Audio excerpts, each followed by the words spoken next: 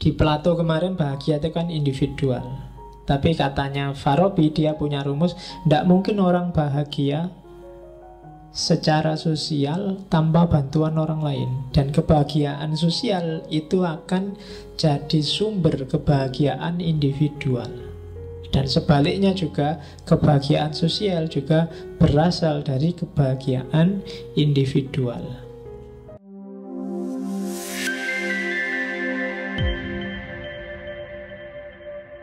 Assalamualaikum warahmatullahi wabarakatuh. Bismillah, mari kita lanjutkan ngaji kita. Malam hari ini kita ada di sesi filsafat kebahagiaan. Minggu lalu kita sudah ketemu dengan Plato, dengan filsafat kebahagiaannya. Malam ini kita ke dunia Islam, salah seorang filosof besar dalam tradisi filsafat, yaitu Abu Nasr Al-Farabi. Saya ambil Al-Farabi karena dapat dikatakan Farabi ini versi Islamnya Plato dan Aristoteles.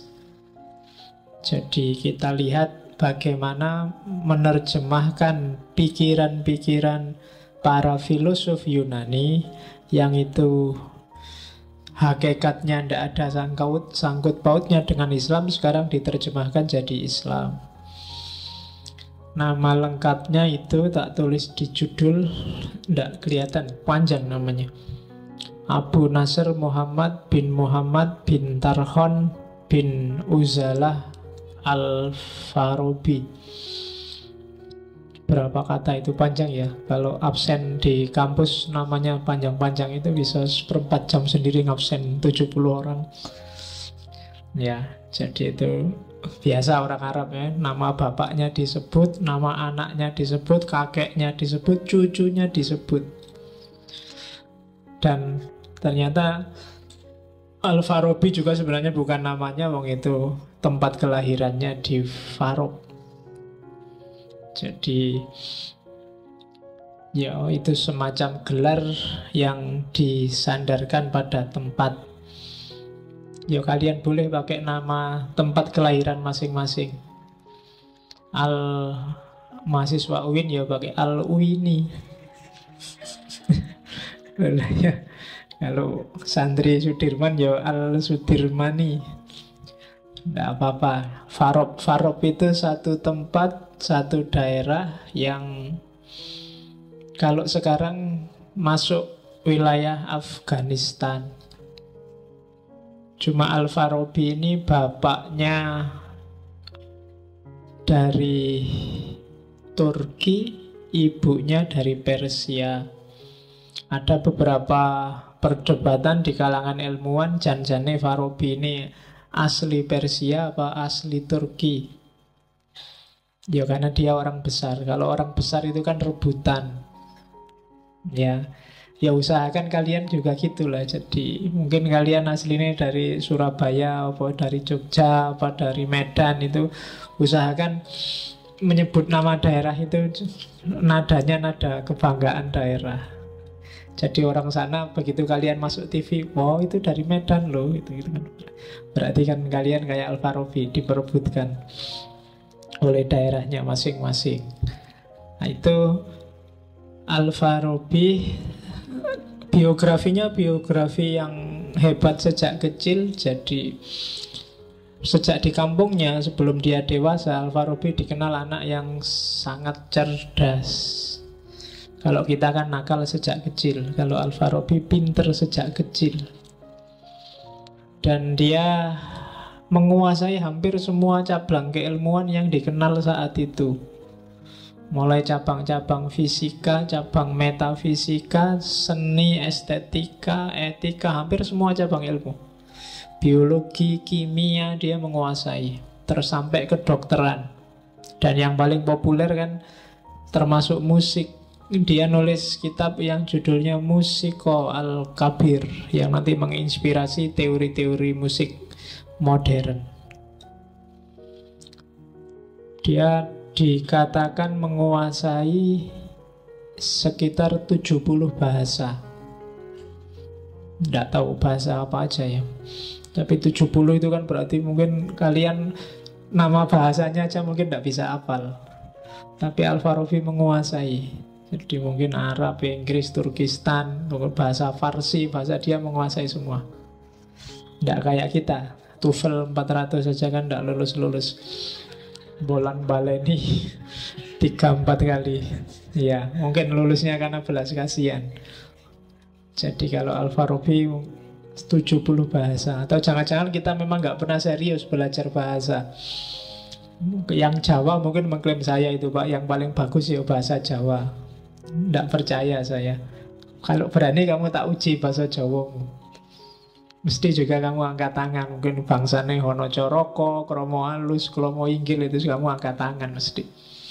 Yang luar Jawa juga begitu. Indonesia, ya, Indonesia bahasamu kan bahasa alay. Grammar bahasa Indonesia nggak yakin. Misalnya bahasa Indonesia dibikin kayak TOEFL itu, aku juga nggak yakin nilaimu tinggi. Bahasa Indonesia enggak, bahasa daerah enggak, Inggris apa lagi. Ya kan, Arab kamu ngajinya masih ngeja. Masih enggak lancar juga. Tapi kayak, ya mungkin karena kita enggak terlalu serius. Al-Farabi ini diantara kunci kesuksesannya ya mungkin karena dia menguasai bahasa. Nanti dia ketika pindah ke Baghdad, dia punya 3 orang guru khusus. Yang pertama guru bahasa, yang kedua guru logika, dan yang ketiga guru filsafat. Guru bahasanya Ibnu Sarraj namanya. Terus guru logikanya Abu Bishr Mata. Nanti guru filsafatnya Yohana Al-Hailani, salah seorang tokoh guru filsafat zaman itu. Dan kelihatannya gaya kayak gini dipertahankan di beberapa negara muslim, bahwa kalau seseorang ingin kuliah, itu modal dasarnya sebenarnya hanya 2, bahasa dan logika. Kalau bahasamu menguasai dan logikamu mumpuni, sebenarnya kalian nggak butuh guru, nggak butuh kelas. Kalau mau tinggal masuk ke perpus mana saja, nyari buku bahasa apa saja. Atau kalau hari ini tinggal download buku apa saja, dan kamu bisa pinter. Karena logikamu juga main. Karena kalau logikanya nggak main, itu paling kamu baca buku apa saja terus mbok hafalkan. Tapi kalau logikanya main, kamu bisa analisis. Jadi 2 hal itu penting. Mungkin ada baiknya sebelum kalian nanti S2, S3, atau sekarang sambil S1, bahasa dan logikanya dimatengkan. Itu akan sangat berguna, baik buat ngomong, buat nulis, maupun buat mikir. Yo niatnya aja, sekarang kan belajar bahasa itu niatnya biar kamu dapat beasiswa ke luar negeri. Itu menurut saya wis salah niatnya sejak awal. Kalau hanya niat beasiswa, paling kamu kan cuma ngincer TOEFL-nya. TOEFL itu bisa tinggi, tapi bahasa Inggrismu jelek, itu sangat mungkin. Iya, David Beckham itu kalau ujian TOEFL saya nggak yakin juga nilainya tinggi, meskipun dia orang Inggris. Ada beda antara skill berbahasa dengan ya ujian-ujian kayak TOEFL, IELTS itu. Matengkan bahasamu, nanti kamu enak menjelajahi naskah-naskah, buku-buku. Dan kalau logikamu juga mateng, kalian pengembangannya enak. Mungkin nggak perlu guru, kalian sudah ngerti peta keilmuannya, ngerti cara menanggapi tulisan, ngerti cara memahami, dan seterusnya. Jadi usahakan 2 cabang itu menguasai. Kalau kalian sudah mantep pingin hidup di dunia ilmiah akademik hari ini. Kecuali kalau cita-citamu saya pengen tani aja Pak, dagang aja Pak, ya enggak apa-apa. Kalau pengen tani ya berarti pahamilah bahasa pertanian. Kalau pengen dagang ya pahami bahasa perdagangan. Cuma kalau dunia ilmiah akademik ya pahami banyak bahasa. Semakin banyak kalian menguasai bahasa, semakin cerah masa depanmu di dunia akademik. Kalau nggak percaya, potong kukuku. Ya, potong apa maksudnya? Potong rambut juga tidak apa-apa.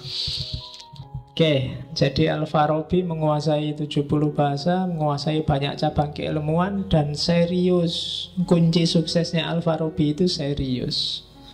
Sebelum dia nulis, misalnya sebelum dia nulis Al-Jam'u Baina Ra'yainil Hakimain, jadi mensintesiskan pemikiran dua ahli hikmah, maksudnya Plato dan Aristoteles. Itu dia menghatamkan bukunya Aristoteles yang tentang jiwa 200 kali. Jadi buku tebel itu dikatamkan ping 200, jadi dibolan baleni sampai yakin bener, baru dia berani nulis. Jadi terus menghatamkan buku fisiknya Aristoteles juga sekitar 40-an kali dalam ceritanya. Jadi itu serius. Jadi buku filsafat yang dipahaminya jelimet, tebel, dia dibolan baleni sampai 200 kali. Padahal kalian baca buku filsafat belum dapat 2 halaman sudah ngantuk. Kadang-kadang juga bukunya nggak dibaca sampai belakang. Pokoknya baca depan-depan susah. Paling kamu buka nyari bagian yang pas dikutip buat makalah. Selain itu sudah nggak dibaca lagi. Nah itu diantara kelemahan kita yang kedua. Kita sering tidak serius apa-apa. Oke, itu pelajaran dari Al-Farabi. Jadi kuasai bahasa, kuasai logika, dan serius. Oke, biar nanti bisa bahagia. Malam ini temanya kebahagiaan.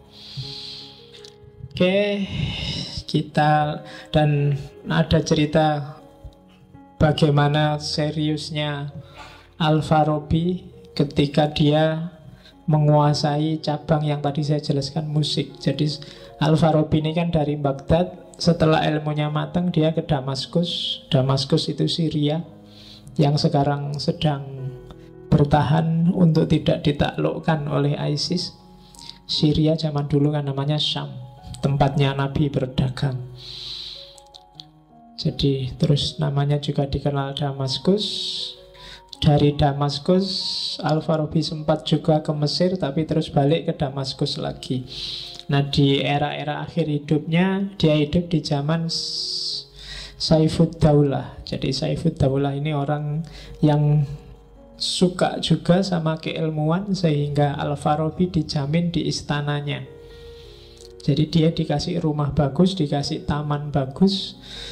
Kalau gambarannya di rumahnya itu sekelilingnya ada tamannya, dan dia ngajar di situ, nulis buku di situ. Jadi di istana ada semacam melanjutkan tradisi Abbasiyah yang punya Baitul Hikmah. Orang-orang pinter dikumpulkan di situ, hidupnya dijamin oleh negara, dan negara memanfaatkan pikirannya. Mungkin Indonesia perlu niru, mungkin kita perlu semacam Baitul Hikmah. Orang-orang pinter itu hidupnya dijamin, suruh mikir buat negara, biar tidak cari uang sendiri-sendiri. Kalau cari uang sendiri-sendiri, dia mesti berpihak pada yang bayari dia. Kemaslahatannya jadi kecil. Zaman dulu para ulama besar itu ditampung oleh negara, dia hidup di istana. Ya mungkin ada ruginya. Ruginya ketika istana jatuh, kemudian terjadi pembantaian di istana, itu kadang-kadang orang-orang ini termasuk korban. Kan jarang yang bisa perang, bisa nih mikir. Jadi kalau diserbu ya pineh, nyerah kan. Zaman Baghdad jatuh itu kan sampai perpustakaan dibakar, buku-bukunya dibuangi di sungai. Itu ketika negara jatuh.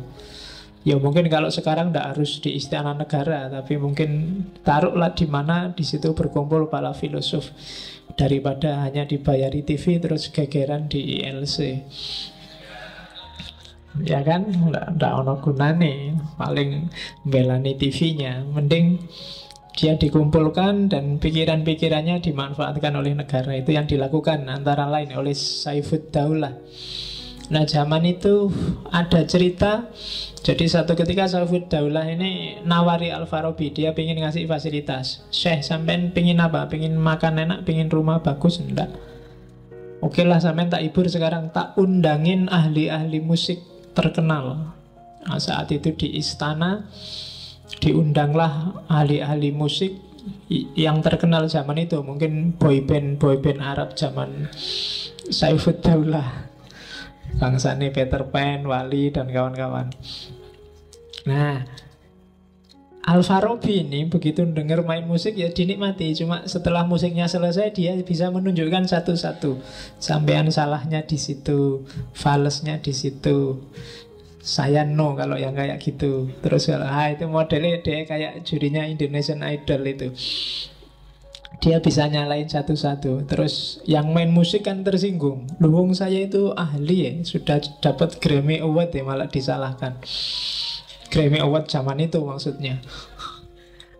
Apa sampean bisa main musik? Kok enak aja komentar? Bisa. Terus coba perhatikan kalau saya main. Nah terus dia ngambil alat musik, dia main. Awal dia ngasih nada seneng. Wah, yang di ruangan itu jadi ceria semua, tepuk tangan semua. Setelah itu lagu kedua dia nyanyi lagu sedih. Dan yang di ruangan itu pada ikut nangis semua. Yang terakhir, ya ceritanya begitu, dia main musik lagu ngantuk. Susah ya lagu ngantuk itu. Tidur semua yang ada di ruangan.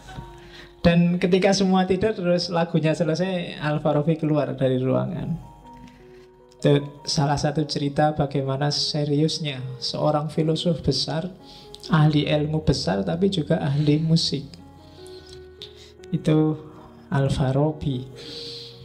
Malam ini sebenarnya dulu kita sudah ngomong pikiran-pikiran Al-Farabi secara umum. Silahkan diputar lagi bagi yang pengen. Malam ini kita perdalam salah satu saja bagian dari pikirannya Al-Farabi, yaitu tentang kebahagiaan. Ada beberapa kitab yang secara khusus ditulis oleh Al-Farabi tentang kebahagiaan. Kita lihat.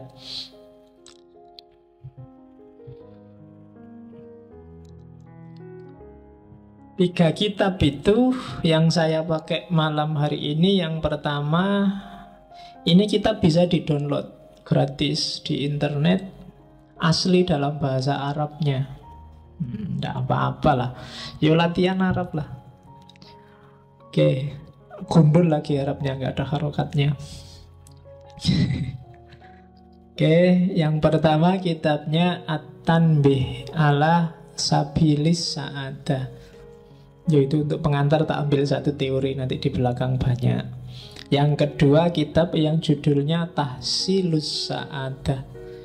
Dan yang ketiga tentang kebahagiaan sosial, kebahagiaan politik.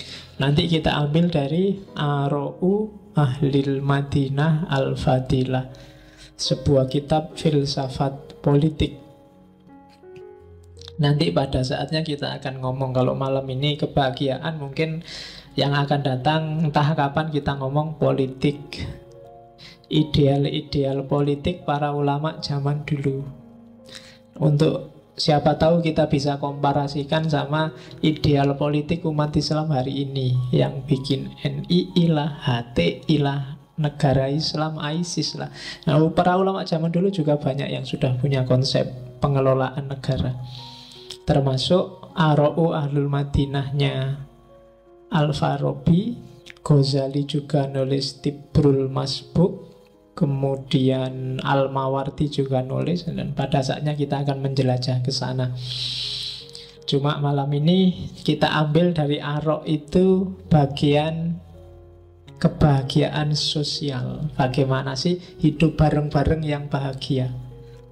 Itu diantara yang membedakan sama Plato. Kalau kemarin Plato itu kan kebahagiaan itu sangat individual, dibek dewe, tidak peduli sama orang.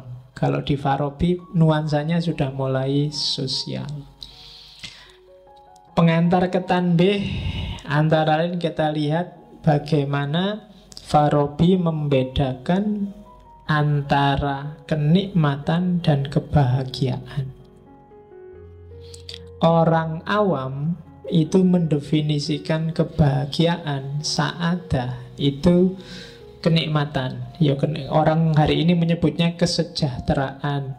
Bahasa Arabnya ladzah, diterjemah dalam bahasa Indonesia lezat. Oh, dalam bahasa yang lain kadang disebut enak. Jadi katanya Al-Farabi, lezat, enak, nikmat itu belum bahagia yang sejati. Dia baru level awal. Boleh kamu nyari enak, nyari bahagia, tapi jangan ketipu di situ. Kayak teorinya Plato kemarin, kamu seneng boleh, kamu pingin makan enak boleh, pingin kaya boleh, pingin pacar cantik boleh, tapi dia belum bahagia yang sejati. Kaya itu tidak sejati, karena kaya bisa miskin, ya kan? Makan enak itu tidak sejati, karena kalau kamu sakit, makanan seenak apapun nggak ada gunanya. Padahal kamu dapat kiriman makan enak itu kan kalau sakit. Kalau sedang sehat kan nggak ada temenmu bawain apel, bawain jeruk. Baru kalau kamu sakit dibawain. Padahal waktu sakit makanan enak itu rasanya nggak enak. Ya kan, berarti makanan enak nggak sejati. Makanya kalau mau ngirim temenmu makanan enak, kirim aja waktu sehat, jangan waktu sakit. Kalau waktu sakit dia nggak minat makan. Ya kan, kecantikan juga nggak sejati. Yang sejati kan kejelekan. Nah, iya kan, itu kan teori lama. Jadi kalau cantik itu besok bisa jadi jelek, tapi kalau jelek kan abadi. Oke. Lula ya, selamanya. Yo, kamu boleh bantah. Kalau operasi plastik kan nggak Pak. Bisa cantik lagi, bisa cantik juga meskipun jelek. Ya enggak apa-apa, cuma jangan sering-sering keluar. Karena sekarang iya, kalau panas nanti meleleh kamu. Oke, jadi kenikmatan belum kebahagiaan. Nikmat itu sifatnya temporer dan berubah-ubah. Kalau kebahagiaan itu sifatnya biasanya lebih tahan lama, lebih abadi. Jadi dalam tanbih ada teori bedakan kenikmatan sama kebahagiaan. Kamu minum teh dan merasa nikmat, itu kan temporer. Kalau nggak percaya, ambillah 1 gelas lagi, habis itu ambil lagi sampai gelas ke-6, gelas ke-7, jadinya nggak enak, sudah teh itu. Temporer. Beda sama misalnya kebahagiaan, kamu paham pengetahuan. Paham, nanti di situ disebut lebih abadi. Punya ilmu tertentu. Kamu paham teorinya Farabi, alhamdulillah enak ya. Seandainya ditambahi lagi, yang kamu paham lagi, tambah enak lagi. Seandainya ditambah lagi, ilmu tambah paham, kamu tambah lama tambah senang. Itu bedanya kenikmatan sama kebahagiaan. Seenak-enaknya apa ya? Seks lah, seks itu kan dianggap puncaknya kenikmatan. Itu pun juga nggak tahan lama. Paling kamu berapa detik, berapa oh ya kan. Bisa diulang Pak, ya ulang aja. Sak kuatmu wis ping piro, ulang lagi. Semalam terserah berapa ronde, tapi akhirnya juga ndak enak. Kalau sudah kesekian kali itu sudah ndak enak sudah. Itu dunia. Ya kalau kiai zaman dulu itu bedanya di surga sama di dunia. Kalau di surga itu kebalikannya, tambah lama tambah enak. Jadi sama bidadari ini enak, ganti lagi lebih enak lagi. Sehari 70 kali itu tambah enak. Dulu Pak Yai saya jelasinnya gitu. Jadi tambah enak terus gitu. Tapi kalau di dunia ini enggak, gradasinya menurun. Iya kan? Yang pertama enak kamu, yang kedua sudah nggak terlalu enak, yang ketiga biasa aja, yang keempat muntah kamu sudah. Ya kan? Loh, itu dunia, makanya dia tidak sejati. Kebahagiaan di level itu tidak ada nilainya. Ya kamu boleh, bukan berarti jangan. Karena kalau yang nikmat aja belum kamu lewati, dilewati itu berarti dirasakan terus dilampaui. Ya kamu tidak akan tetap bisa mencapai kebahagiaan yang sejati. Saya tidak akan kawin Pak, Saya mau ibadah terus, karena kenikmatannya ibadah lebih abadi, lebih membahagiakan. Tapi kalau kamu tidak kawin, ya tidak bisa kamu mencapai puncaknya nikmatnya ibadah ketika membahagiakanmu lewat jalur ibadah. Makanya kayak di agama Hindu itu ada aliran namanya tantrisme. Tantrisme itu bagaimana orang mencapai ekstase ketuhanan melalui jalur itu. Kapan-kapan kita belajar, ketika kembali ke timur entah kapan kita belajar itu. Jadi bagaimana makanmu dinaikkan levelnya. Makanya Islam itu kan nyuruh kita semua aktivitas naikkan levelnya jadi ibadah. Ketika itu jadi ibadah, dia akan punya kualitas kebahagiaan yang lebih abadi dibandingkan makan ya makan, tidur ya tidur, seks ya seks. Oke, itu pelajaran pertama dari At-Tanbih. Pelajaran kedua, ini yang banyak disukai orang barat, kitab yang judulnya Tahsilus Sa'adah, pencapaian kebahagiaan. Sa'adah bahasa Arab ya, bukan bahasa Jawa kan. Sa'adah, rongadah, telungadah. Oke, ya. Ada yang namanya Sa'adah di sini. Yang pertama katanya Al-Farabi, kebahagiaan itu adalah absolute good cirinya. Absolute good itu kebaikan puncak, itu kebahagiaan. Tidak ada lagi yang dituju selain itu. Itu sambungannya yang kedua. Karena kebahagiaan adalah tujuan hidup. Apapun yang kamu lakukan dalam hidupmu, katanya Farabi, sebenarnya kan sasaran tembaknya cuma satu. Kamu pengen bahagia, entah kamu sadari apa enggak. Enggak ada orang yang nyari susah selama dia masih waras. Kecuali enggak waras. Cita-citamu apa? Saya pengen stres, Pak. Enggak ada. Semua orang pengen bahagia. Saya pengen depresi, Pak. Enggak ada. Saya pengen gila, Pak. Enggak ada. Setiap orang secara fitrah dia pasti ingin bahagia. Dan kalau sudah bahagia selesai, dia enggak pengen apa-apa lagi sesudah itu. Maka dia disebut absolute good. Kebajikan puncak itu kebahagiaan. Kamu jujur, kamu tekun, kamu rajin, kamu sabar. Itu kan sebenarnya finalnya adalah dengan tekun, rajin, sabar, kamu ingin bahagia. Oke, dan memang Allah merancang manusia untuk biar dia bahagia. Tujuan Allah bikin kita di bumi ini kan untuk biar kita bahagia. Allah ingin kita seneng. Makanya Allah ngasih banyak fasilitas yang cocok untuk kita hidup. Kan bumi dan isinya ini kan pas banget untuk kita hidup. Kenapa sih kok Allah sempet-sempetnya ngasih kita yang pas luar biasa untuk hidup kita? Karena Allah ingin kita bahagia. Apa-apa mudah, apa-apa tersedia.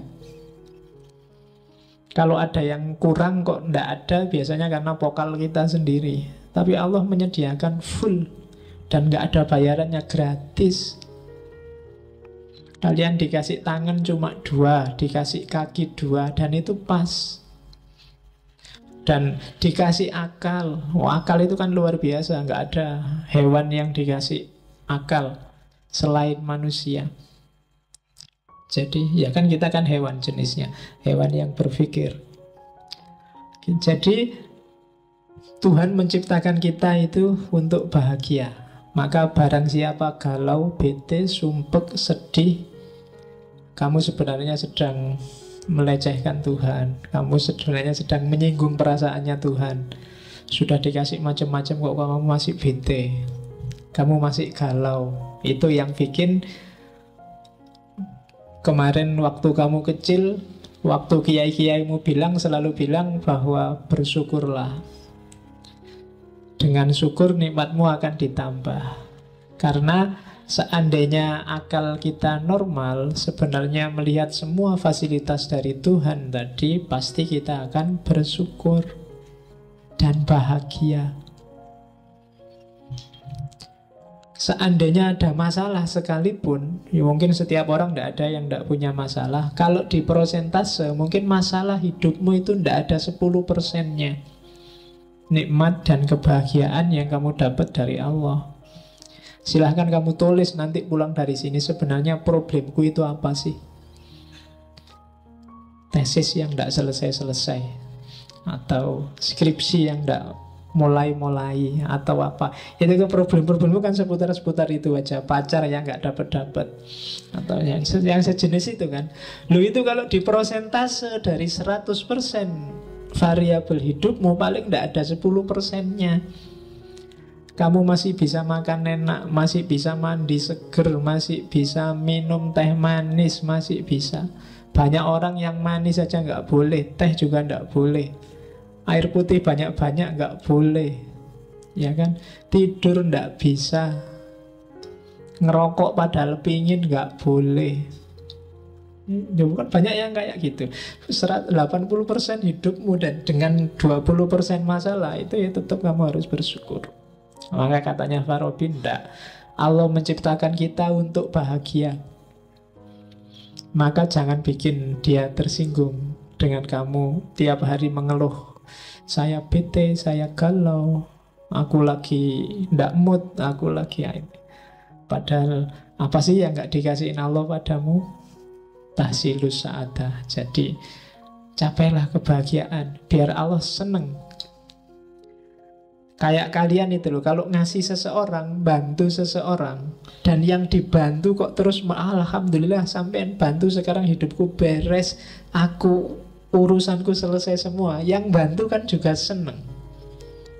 Tapi kalau kamu bantu orang, yang dibantu merengut, terus sumpek, terus iya sih terima kasih dibantu, tapi yo masalahku masih banyak, itu yang bantu juga jadinya nggak enak hati. Jadi bahagialah. Allah menciptakan kita untuk bahagia. Tidak usah terlalu dipikir masalahmu yang hanya 10-5% itu. Kalau ada solusi ya diambillah solusi itu. Kalau nggak ada ya dipikir lagi. Kalau buntu ya dinikmati aja masalahnya. Itu lebih enak. Kan sekarang biasanya yang bikin kamu sumpek kan nyari jalan keluar. Saya nyari jalan keluar nggak nemu-nemu Pak. Ya sudah, kalau nggak nemu ya nggak usah dicari, nggak nemu, dinikmati aja masalahnya. Tesis nggak selesai-selesai ya sudah, ditunggu aja. Sopo ngerti dapat surat peringatan. Loh ya kan? Kalau dapat surat peringatan kan nanti gerak sendiri. Oke, jadi yang kedua itu. Yang ketiga rumusnya dari tahsilus sa'adah, semua yang membuat seseorang bahagia itu baik. Tapi semua yang bikin kamu galau, bete, itu kebalikannya, pasti tidak baik. Kalau tesismu nggak selesai-selesai, itu pasti tidak ada yang tidak baik yang sedang kamu jalani. Mungkin kamu males, mungkin kamu nggak tertib, mungkin kamu ogah-ogahan, mungkin kamu mismanajemen waktumu, pasti ada yang salah. Dan itu membawamu pada ketidakbahagiaan. Dan semua yang membuatmu bahagia itu pasti baik. Kok ada yang tidak baik tapi membuatmu bahagia, hati-hati, awas ketipu. Itu jebakan. Hakikatnya dia jelek. Misalnya, Pak, kemarin saya nyontek, akhirnya nilaiku A, Pak. Oh itu iya, nilaimu A, tapi hati-hati. Dalam praktek hidup yang sejati, awas keliru. Misalnya kamu harusnya levelmu nggak IP 4, tapi IP-mu 4. Orang anggap kamu pinter, padahal ternyata enggak. Itu bahayanya, silahkan dinikmati sendiri. Banyak bahayanya, panjang. Jadi pokoknya yang bikin kamu bahagia pasti baik. Kok kamu bahagia dengan hal yang tidak baik, itu sebenarnya bukan bahagia, atau sebenarnya itu nikmat sementara, ladzat tadi. Tapi resiko tidak bahagianya sangat panjang. Nah, oke. Saya tidak sholat tidak apa-apa itu Pak. Aku tidak puasa biasa aja kan. Tidak masalah, Allah juga nggak cerewet, nggak marah-marah. Nah iyalah, kamu ngitungnya sekarang. Tapi mungkin ada efek yang tidak kamu sadari. Karena ketika Allah nyuruh sesuatu itu mungkin rahasianya tidak sekarang saat ini, tapi ada skenario yang dibikin sendiri oleh Allah untuk mekanisme hidup kita.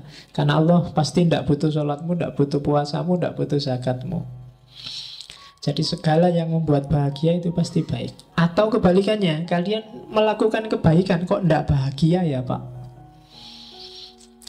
Ketika kebaikan tidak bikin kamu bahagia, berarti ada misunderstanding. Ada pemahaman dan pengetahuan yang belum kamu jumpai. Kayak di Plato kemarin. Saya jujur Pak, tapi kok sumpek gini hasilnya Pak? Kok malah rumit hidupku? Harusnya jujur itu bikin bahagia, tapi kok bikin aku malah galau. Ada yang keliru dalam pemahamanmu tentang kejujuran dan kebahagiaan dari jujur. Konsepmu mungkin salah. Mungkin bahagia menurutmu apa?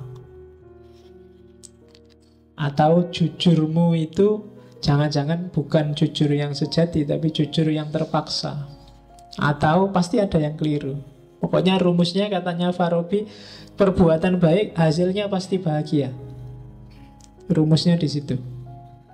Semua yang bikin bahagia pasti baik. Kalau ada yang enggak, pasti ada yang salah. Terus katanya Farabi lagi, rumus keempat. Orang tidak cukup hanya paham dan sadar, tapi juga dia harus ingin dan target. Oh, ini dimensi praktis yang kemarin tidak ada di Plato. Paham teorinya dan sadar pentingnya itu belum cukup. Perlu ditambah mau menjalankan. Sekarang kan banyak, kamu yang pinter-pinter sudah S2, sudah kuliah, itu kan biasanya ilmumu lengkap. Apa sih kebaikan yang tidak kamu ketahui? Apa sih barang salah yang kamu tidak paham?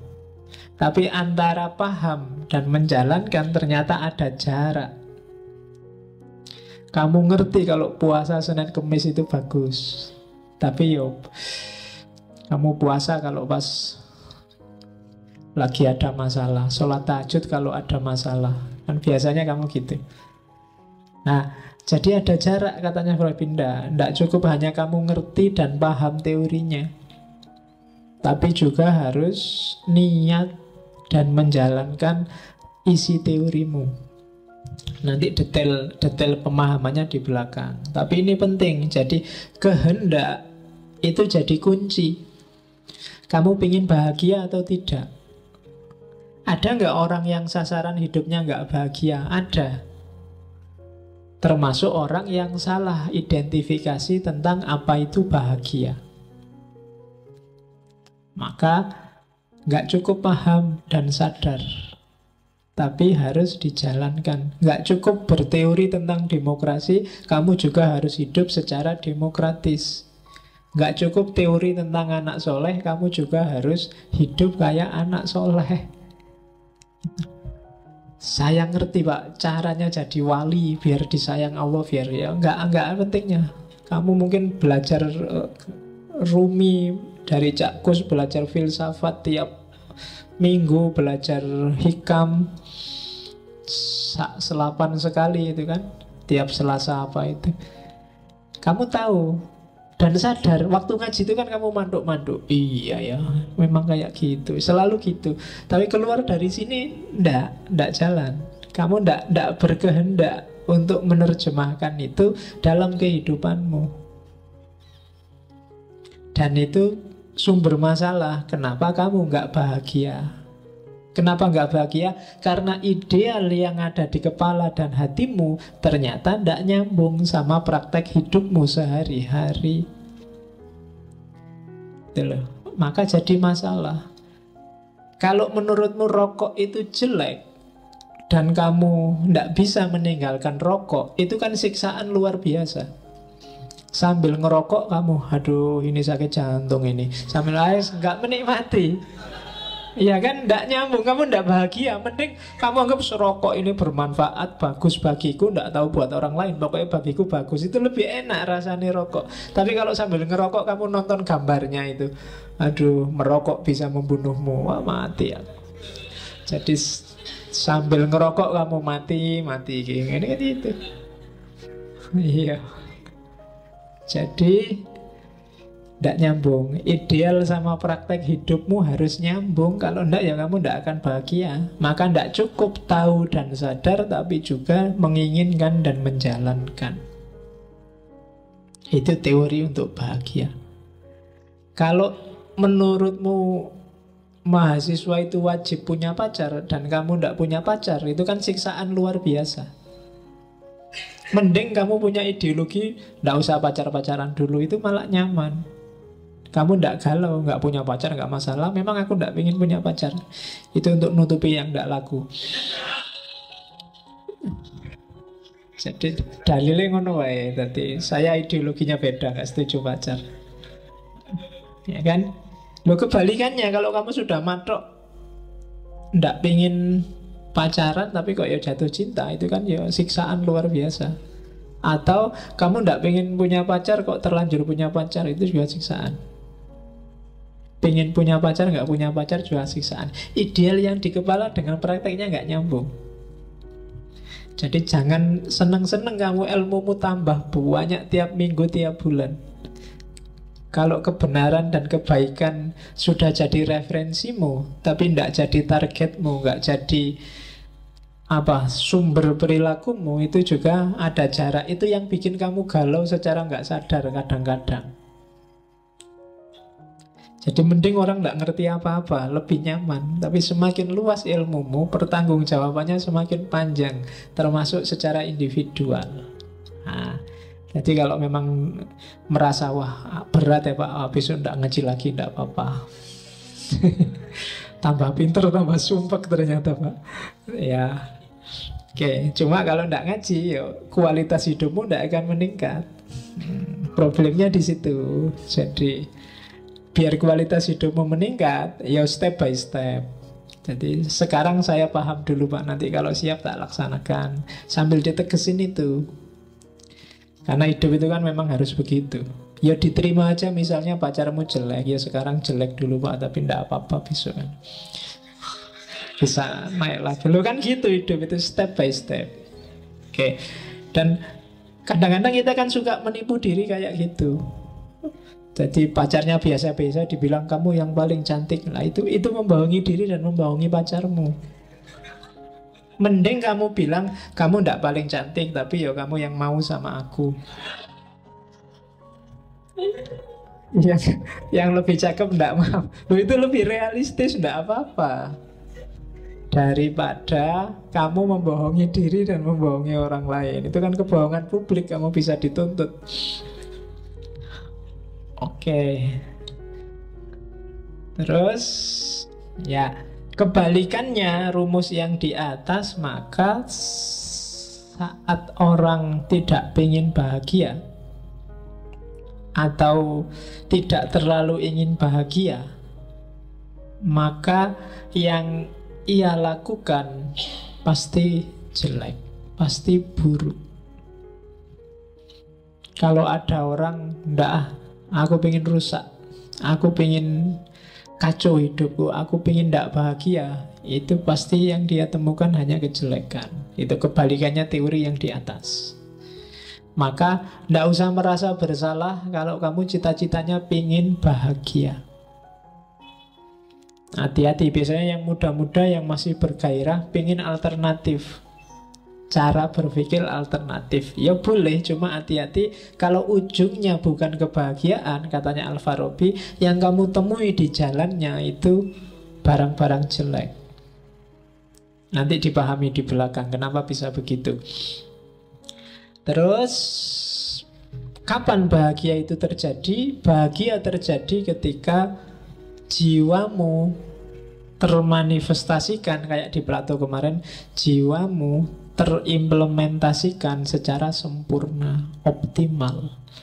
Dalam dirimu itu ada daya jiwa apa saja sih? Kalau itu dijalankan secara optimal, maka disitulah kamu akan merasa bahagia. Termasuk daya makan, daya seks, hasrat untuk dihormati, hasrat. Itu kalau semuanya terlampiaskan secara optimal, maka disitulah orang menemukan kebahagiaan. Seperti apa sih daya jiwa itu? Nah, ini teori jiwanya Farabi. Agak mirip dengan teori-teori jiwa yang kita temui dalam tradisi Neoplatonik. Oke.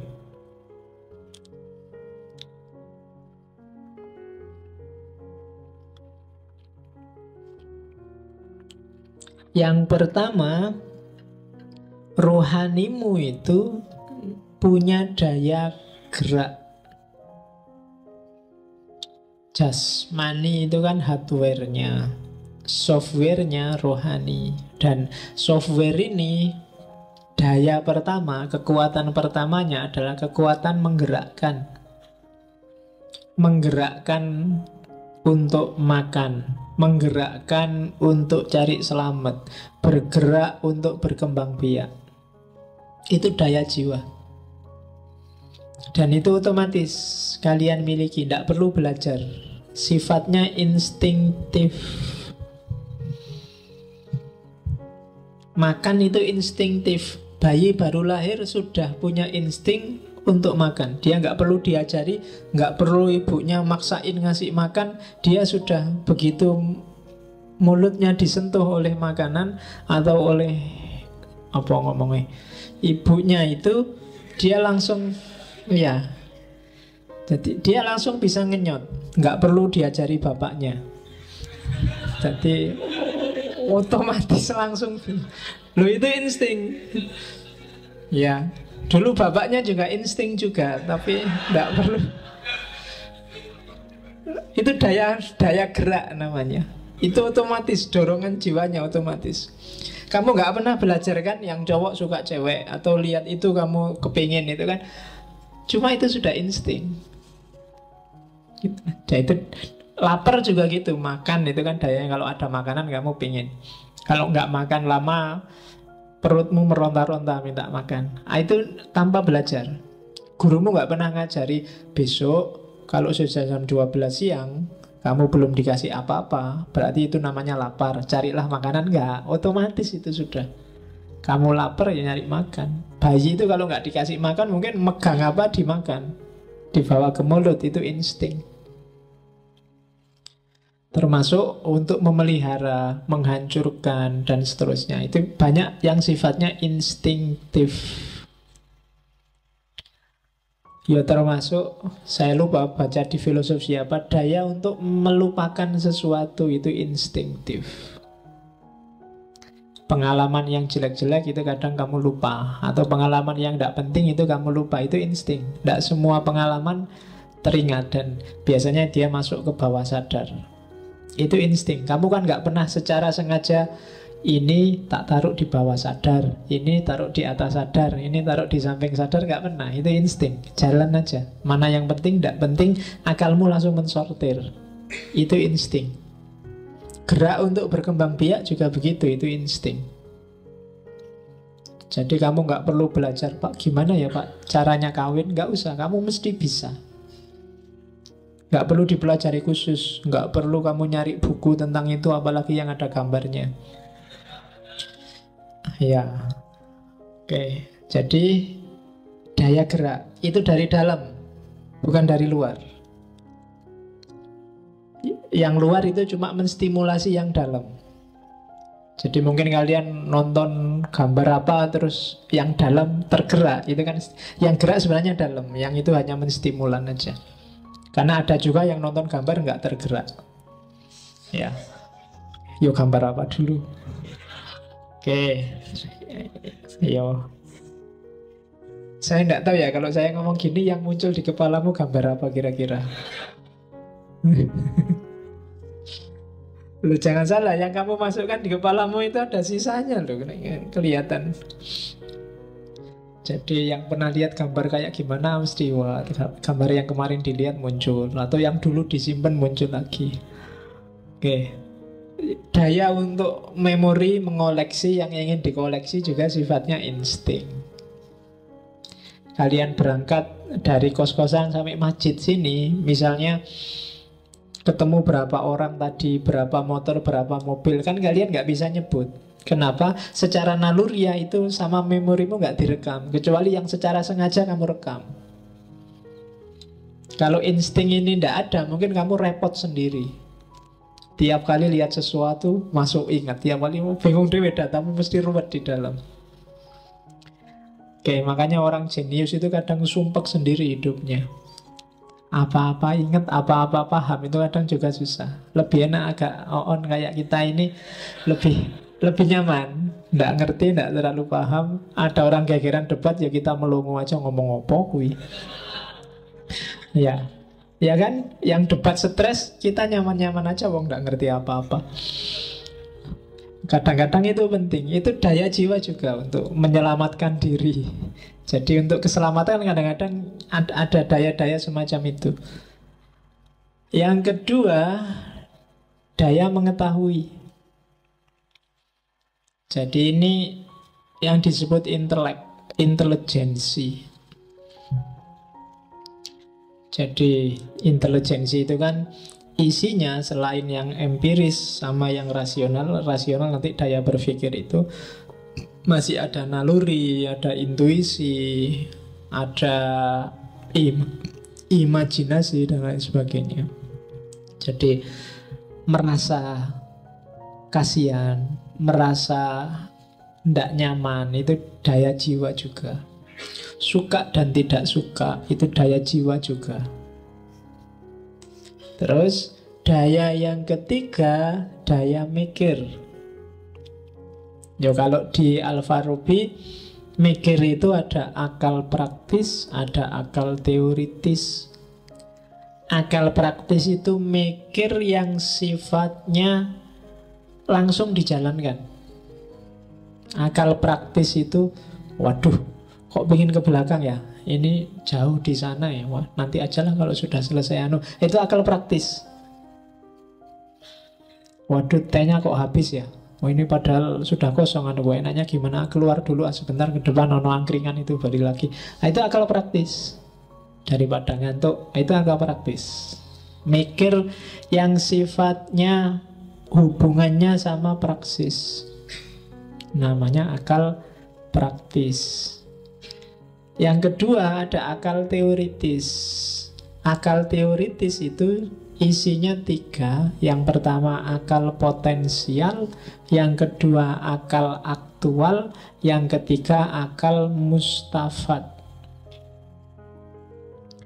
Akal potensial itu ketika memahami sesuatu yang ditangkap bentuknya, bukan bendanya. Jadi akal potensial itu sifatnya ideal, a priori. Jadi kalau kalian mikir misalnya kayak gini, masjid itu harusnya pusat peribadatan, juga pusat politik, juga pusat sosial. Itu dari akal ke akal. Ini namanya akal potensial. Sifatnya a priori kalau bahasanya Immanuel Kant. Tautologis, dari akal ke akal. Tidak butuh referensi dari dunia nyata. Mikir tentang kuda, tidak butuh referensi kuda yang sebenarnya itu kayak apa. Mikir tentang cantik, tidak butuh referensi cantik dalam realitas itu kayak gimana. Itu namanya akal potensial. Hidup ini, Islam itu damai. Islam itu tidak suka perang, ngomong kayak gini itu kan hanya ada di kepala, tidak melihat realitasnya umat Islam yang sejati itu kayak gimana. Nah, itu namanya akal potensial, akal fisik. Yang kedua akal biasa, akal habitual. Akal habitual itu ya melihat kayak gini, oh kayak gini tuh pengajian filsafat itu. Nah, nanti keluar, oh kayak gitu tuh angkringan itu. Yang kerja kayak gitu namanya akal biasa atau akal aktual. Jadi kerja akal ketika dihadapkan dengan realitas, kebenarannya, coraknya lebih a posteriori. Oh kayak gitu tuh yang namanya cakep itu, berarti salah aku kemarin, kan gitu. Nah, itu namanya akal aktual. Kalau tadi mungkin di kepalamu cantik itu rambutnya panjang, kulitnya putih, kemudian hidungnya mancung, kemudian kan konsepnya kan gitu. Tapi begitu lihat itu akal potensial. Kalau akal aktual, loh ternyata bagi orang Afrika cantik itu kayak gitu, bagi orang India cantik itu kayak gitu, bagi orang Timor Leste cantik itu kayak gitu tuh. Nah, itu namanya akal aktual. Jadi nggak sama. Kamu mengidealkan cantik itu kulitnya putih, jangan-jangan temenmu bagi dia cantik itu ya bukan yang kulitnya putih. Ada nggak di sini yang lihat kulit putih bule itu malah nggak suka? Wah kulitnya kok putih gitu, kena matahari agak merah-merah, nggak seneng ah. Mending yang kuning langsat. Orang yang kuning, orang barat lihat yang kuning juga nggak suka. Ah kulit kok kayak gitu, rodok-rodok pucat, matanya sipit, antara merem sama melek nggak jelas misalnya. Nah, ya kan? Ada yang gitu. Atau kayak orang Afrika, bagi orang Afrika cakep itu yang rambutnya keriting, bibirnya tebal, kulitnya hitam. Mau itu. Baju seksi dia tidak suka, sukanya baju yang longgar kayak daster. Oh itu berarti beda kan konsepnya. Kalau kamu nyarinya yang rambutnya lurus, bagi dia rambut lurus itu yo analoginya kayak rambutnya kuda. Rambut yang bagus itu yang keriting, paling bagus yang keribu. Kalau ada rambut kayak gitu suka. Atau yang bibir yang tebal, yang besar radial itu jadi ya. Iya, anti selip pokoknya. Oke, itu akal aktual. Yang ketiga, akal mustafat. Akal mustafat itu akal yang geraknya tidak ke bawah tapi ke atas. Akal yang bisa kontak sama akal fa'al. Akal fa'al itu semacam sumber pengetahuan, sumber ilham, sumbernya wangsit, sumbernya laduni. Kita menyebutnya Allah, tapi para filosof menyebutnya ya ada semacam entitas rasional. Kalau Plato menyebutnya dunia ide, kalau di Farabi disebut akal fa'al. Jadi yang bisa, jadi ada bagian dari akal kita yang bisa nyambung sama akal fa'al, namanya akal mustafat. Itu yang kadang-kadang kita tidak mikir. Kalau mikir sendiri buntu, tapi tiba-tiba ide itu muncul begitu saja di kepala. Nah, itu biasanya sumbernya akal fa'al. Akalnya namanya akal mustafat. Nah, dalam jiwa kita ada daya gerak, daya mengetahui, daya berpikir. Ini semua harus optimal. Kalau daya-daya ini optimal, kita akan bahagia. Dorongan-dorongan gerak, makan, minum, berkembang biak, optimal. Kita juga dorongan untuk mengetahui, yang melahirkan pengetahuan, optimal. Prosesnya, daya berpikir juga optimal. Maka kita akan bahagia. Kalau ada yang kurang di salah satunya, kekurangan itulah sumber ketidakbahagiaan. Jadi kalau kalian pas lagi galau, lagi stres, depresi, coba dicek bagian jiwa yang mana yang sedang sakit. Daya gerakkah yang hubungannya sama insting, atau daya mengetahui hubungannya sama pengetahuan, atau daya berpikir hubungannya sama proses bernalar kita.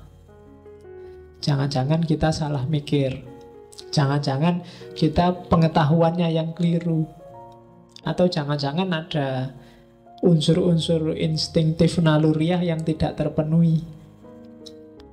Buktinya apa? Kalau kalian sedang lapar luar biasa kan terus galau, sumpek, atau salah definisi.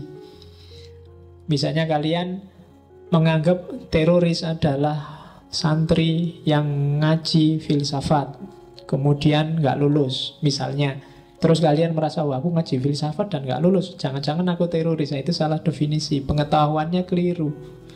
Yang ditabrak daya mengetahui. Dan yang ketiga, daya berpikir. Jangan-jangan proses berpikirmu ndak pas. Itu urusan a priori atau a posteriori.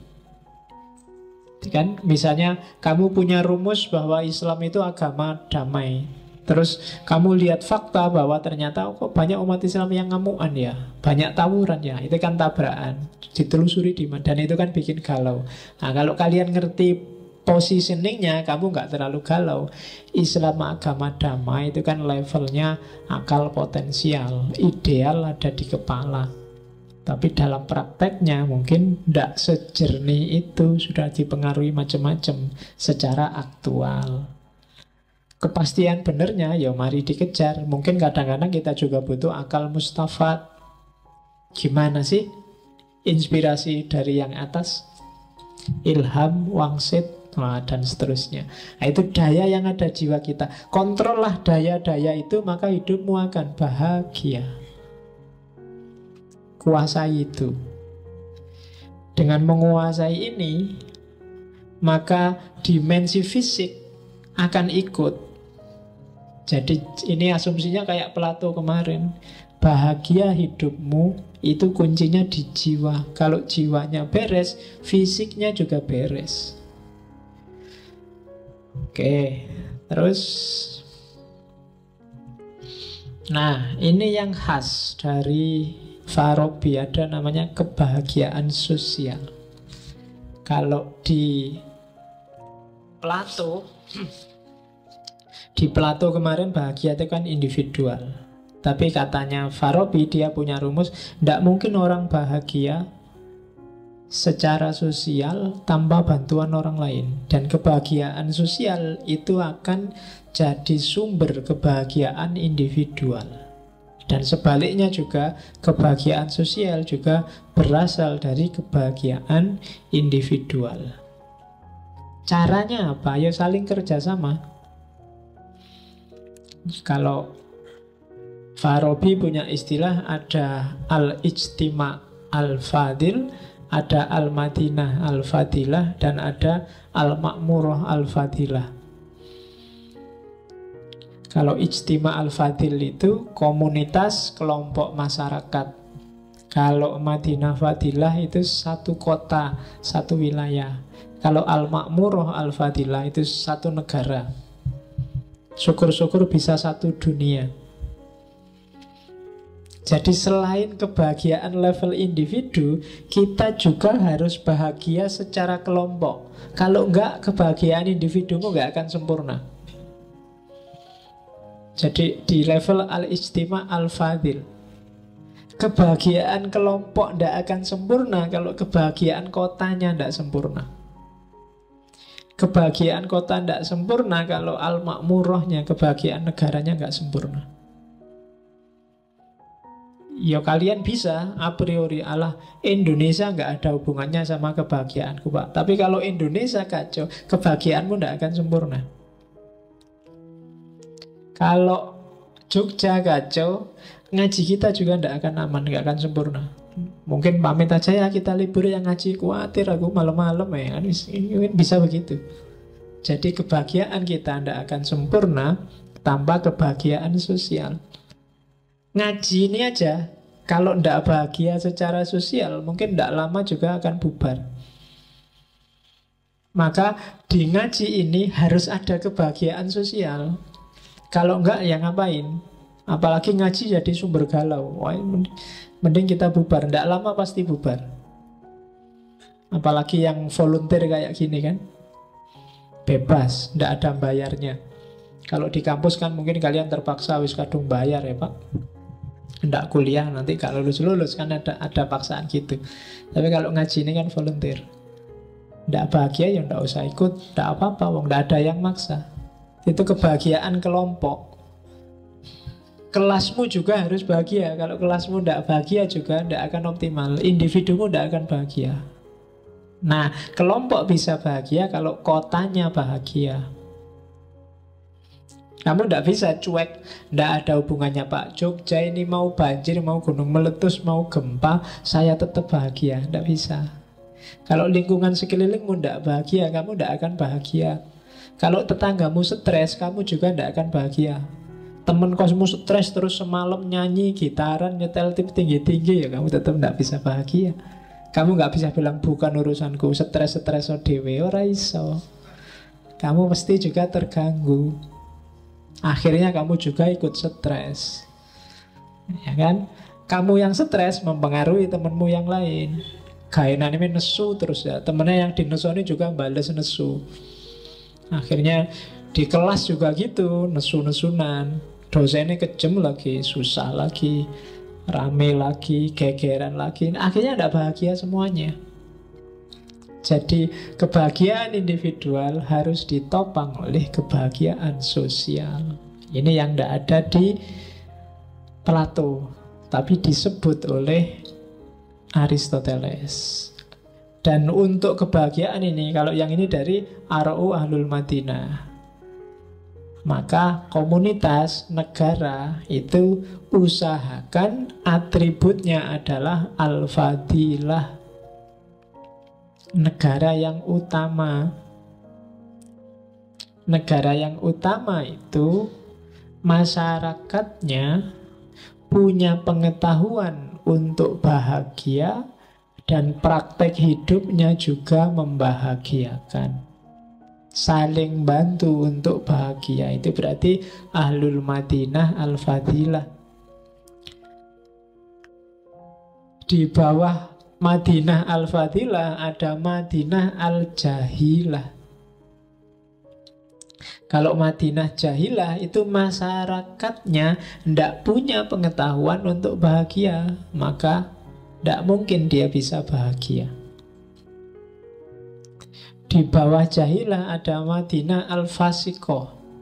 Kalau Madinah Al-Fasikoh itu masyarakatnya punya pengetahuan tentang kebahagiaan, tapi lebih suka hidup rusak-rusakan.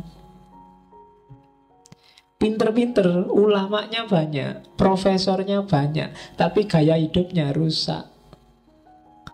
Profesor ketangkep narkoba, kiai ketangkep di hotel sama. Nah, itu berarti apa? Fasikoh. Loh, ilmunya dia punya, yang baik dia ngerti, tapi yang dilakukan jelek. Itu Madinah Al-Fasikoh. Biasanya Al-Fasikoh ini akan melahirkan negara keempat, negara Al-Mutabadilah. Madinah Al-Mutabadilah itu negara yang semula adil, makmur, gemah ripah, sekarang balik 180 derajat menjadi negara jahilah atau bahkan dolalah.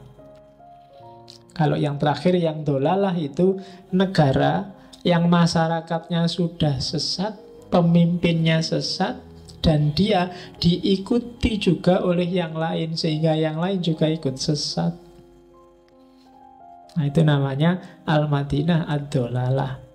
Misalnya kamu anggap Amerika itu penuh kebebasan yang menyesatkan, tapi kita niru Amerika. Berarti negara Amerika itu negara dolalah yang sesat dan menyesatkan. Nah, itu contohnya itu. Kalau fasikoh itu tadi bahwa ulamanya banyak, profesornya banyak, tapi perilakunya perilaku jahilah semua. Kalau jahilah itu mending, perilakunya rusak karena memang masyarakatnya bodoh, tidak ngerti kehidupan yang utama. Kalau mutabadilah itu negara yang dulu jaya, dulu sukses, sekarang rusak. Ya karena perilaku warganya. Nah, jadi ini analisis sosial untuk kebahagiaan sosial satu negara. Ya kamu bisa kerangka teori ini untuk membaca Indonesia hari ini. Indonesia itu Madinah Al-Fadilah ataukah Madinah Al-Jahilah? Kita semua ini bodoh, tidak ngerti cara hidup bahagia. Ataukah kita ini fasikoh, ilmu kita panjang, teorinya berbusa-busa, toko buku itu sebanyak itu buku, isinya bagus semua, tidak ada yang jelek. tapi tidak ada satupun yang terimplementasi. Kelakuan kita kebalikan dari yang kita tulis dan kita ceramahkan. Nah, itu berarti kita masuk kategori fasikoh. Kalau yang keempat, itu biasanya negara yang membangga-banggakan masa lalu. Lihat kita dulu, lihat kita zaman kiai-kiai kita dulu, zaman nenek moyang kita dulu. Wah, nenek moyang kita itu jaya, orang pelaut misalnya. Sekarang enggak, kita rusak, maritim kita hancur. Nah, itu berarti negara al-mutabaddilah. Kalau yang sudah dolalah itu negara yang jahilah, fasikoh, mutabaddilah, dan menginspirasi orang untuk juga rusak, menginspirasi negara lain untuk sama dolalahnya, sama jahilahnya dengan kita. Misalnya, wah di luar itu ada film 18 tahun ke atas. Dulu kita ngertinya 17 tahun. Wah sekarang kita bikinlah yang sama 18. Nah, itu dolalah. Jadi sudah sesat, menyesatkan. Atau kita terinspirasi ada 18 plus, kita bikin yang 23 plus misalnya. Boh itu film kayak apa. Nah itu contohnya. Jadi sudah sesat, ngajak sesat. Nanti kalau didolalah ini kuncinya di pemimpinnya. Pemimpinnya orang yang berkualitas seperti apa. Nah, jadi ini ada hubungannya sama kebahagiaan sosial tadi. Oke, jadi untuk mencapai kebahagiaan sejati tidak cukup hanya dengan kita mikir kebahagiaan individu, tapi juga kebahagiaan kita bareng-bareng. Terus untuk ini dari tahsil, untuk mencapai kebahagiaan puncak, kita harus melakukan mix. Mix, ngerti ya? Mix, bukan mie ya, mix. Mix itu nyampur. Kalau mie kan minum. Ya, tak minum dulu.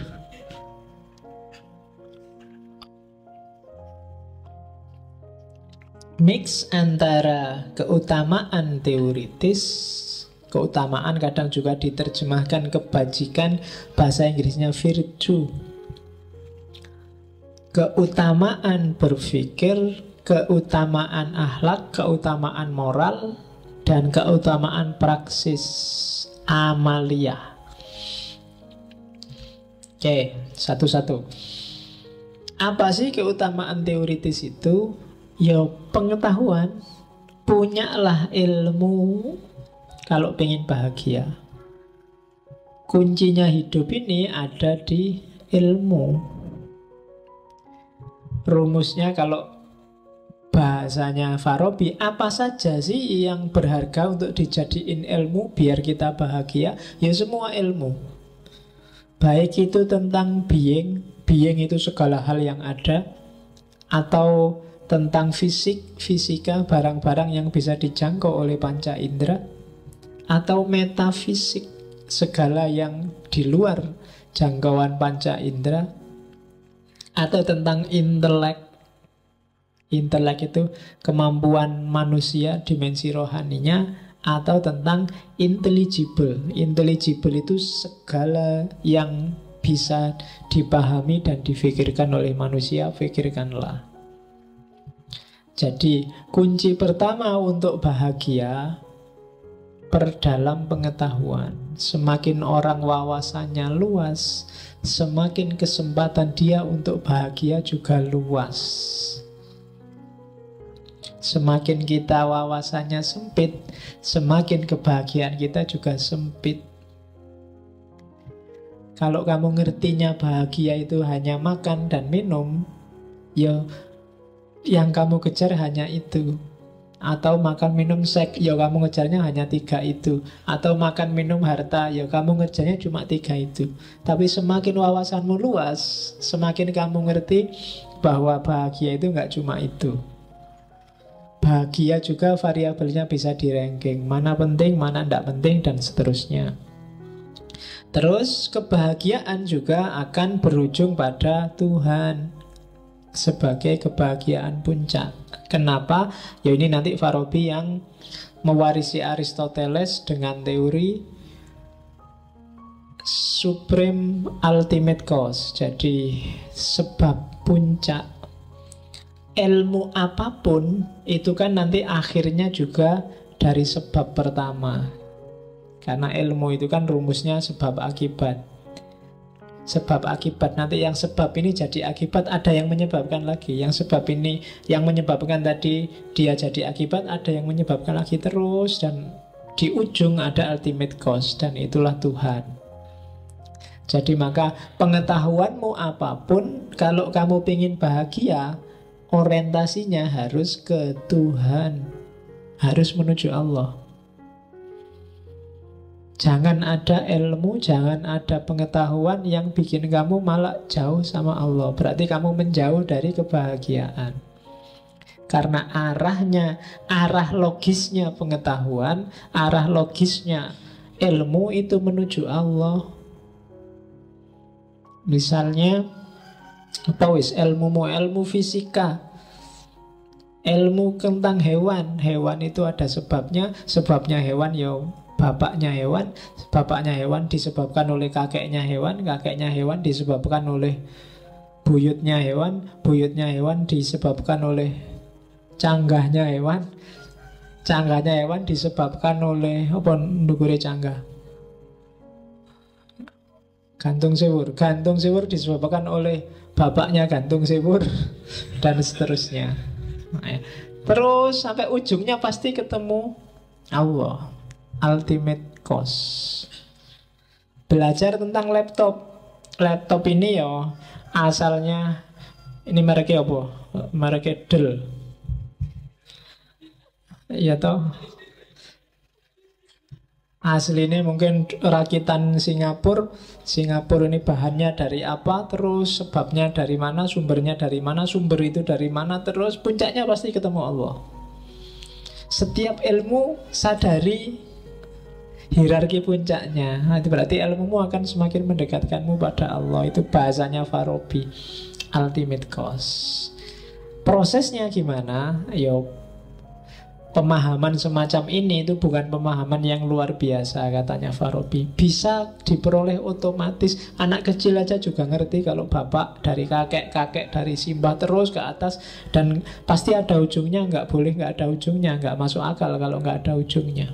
Dan ujung itu sebab pertama, otomatis. Atau yang kedua otodidak, belajar sendiri, baca buku sendiri. Atau yang ketiga otoritas, itu kata-katanya hilang. Otomatis, otodidak, otoritas. Otoritas itu dari orang yang dipercaya. Jadi kunci bahagia pertama adalah pengetahuan. Kenapa pengetahuan? Kenapa pengetahuan adalah kebahagiaan? Karena bahagia itu berarti kan orang puas. Puas berarti merasa tuntas. Kalau belum tuntas orang tidak akan bahagia. Harta apalagi, kekayaan apalagi, materi, itu dalam dirinya sendiri nggak ada nilainya. Dia ada nilainya kalau dihubungkan dengan kita. Jadi kepuasan itu menunjukkan kebahagiaan. Dan berarti apa? Sikap puas ini jadi kuncinya. Untuk bisa sampai ke level puas, kan kita harus tuntas. Untuk bisa nyampe ke level tuntas, kita harus paham. Kalau enggak ya enggak ngerti. Kamu harus paham berapa kuatnya perutmu menampung makanan. Kalau enggak, makanan akan jadi bencana. Kamu harus ngerti titik di mana alhamdulillah sudah kenyang dan puas. Kalau enggak, bahaya. Kadang-kadang kan mumpung makan gratis, terus kamu makan sebanyak-banyaknya, enggak ngerti kapasitasmu. Wassalam sudah. Enggak jadi enak makanan itu. Kamu harus ngerti di titik mana kamu puas. Untuk ngerti titik puas itu kamu butuh pengetahuan. Maka pengetahuan itu sumbernya kebahagiaan. Kamu harus paham seluk-beluk jiwamu tadi, yang daya-daya tadi.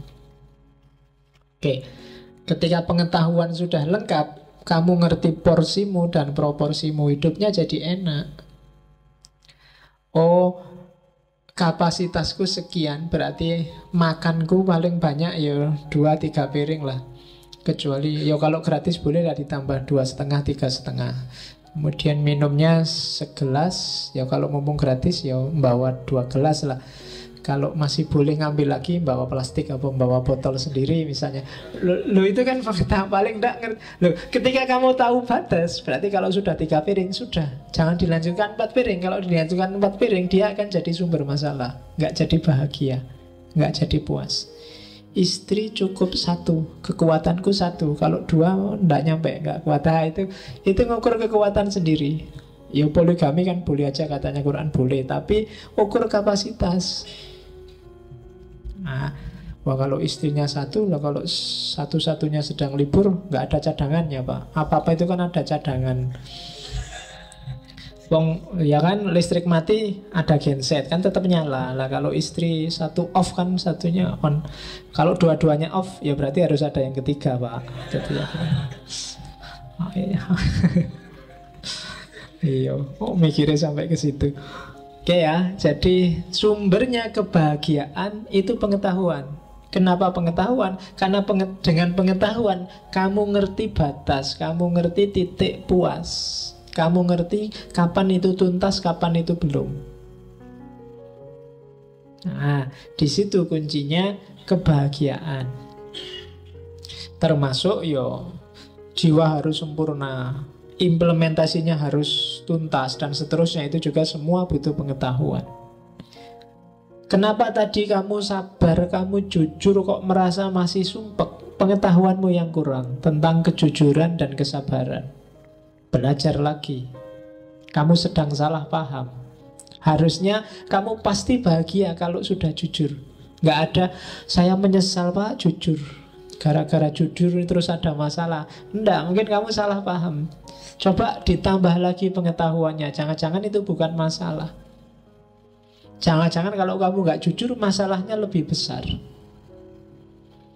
Nah, itu hubungan pengetahuan dan kebahagiaan. Yang kedua, keutamaan berpikir.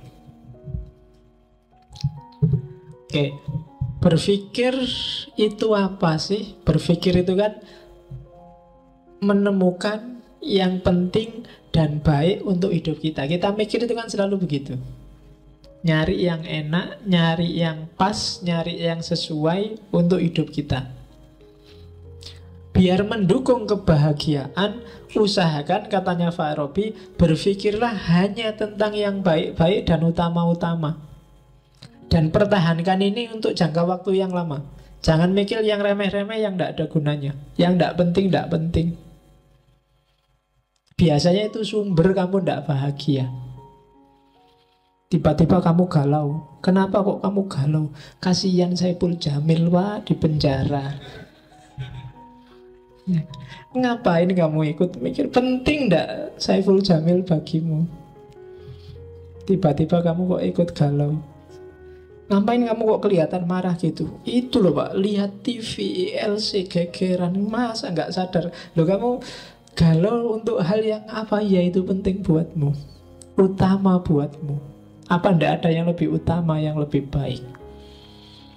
Nah, jadi masukkanlah di kepalamu, berpikirlah untuk hal-hal yang utama dan baik saja untuk dirimu. Ketika kamu keluar jalur, di situ nanti akan lahir kegalauan-kegalauan karena barang tidak penting kamu posisikan jadi penting.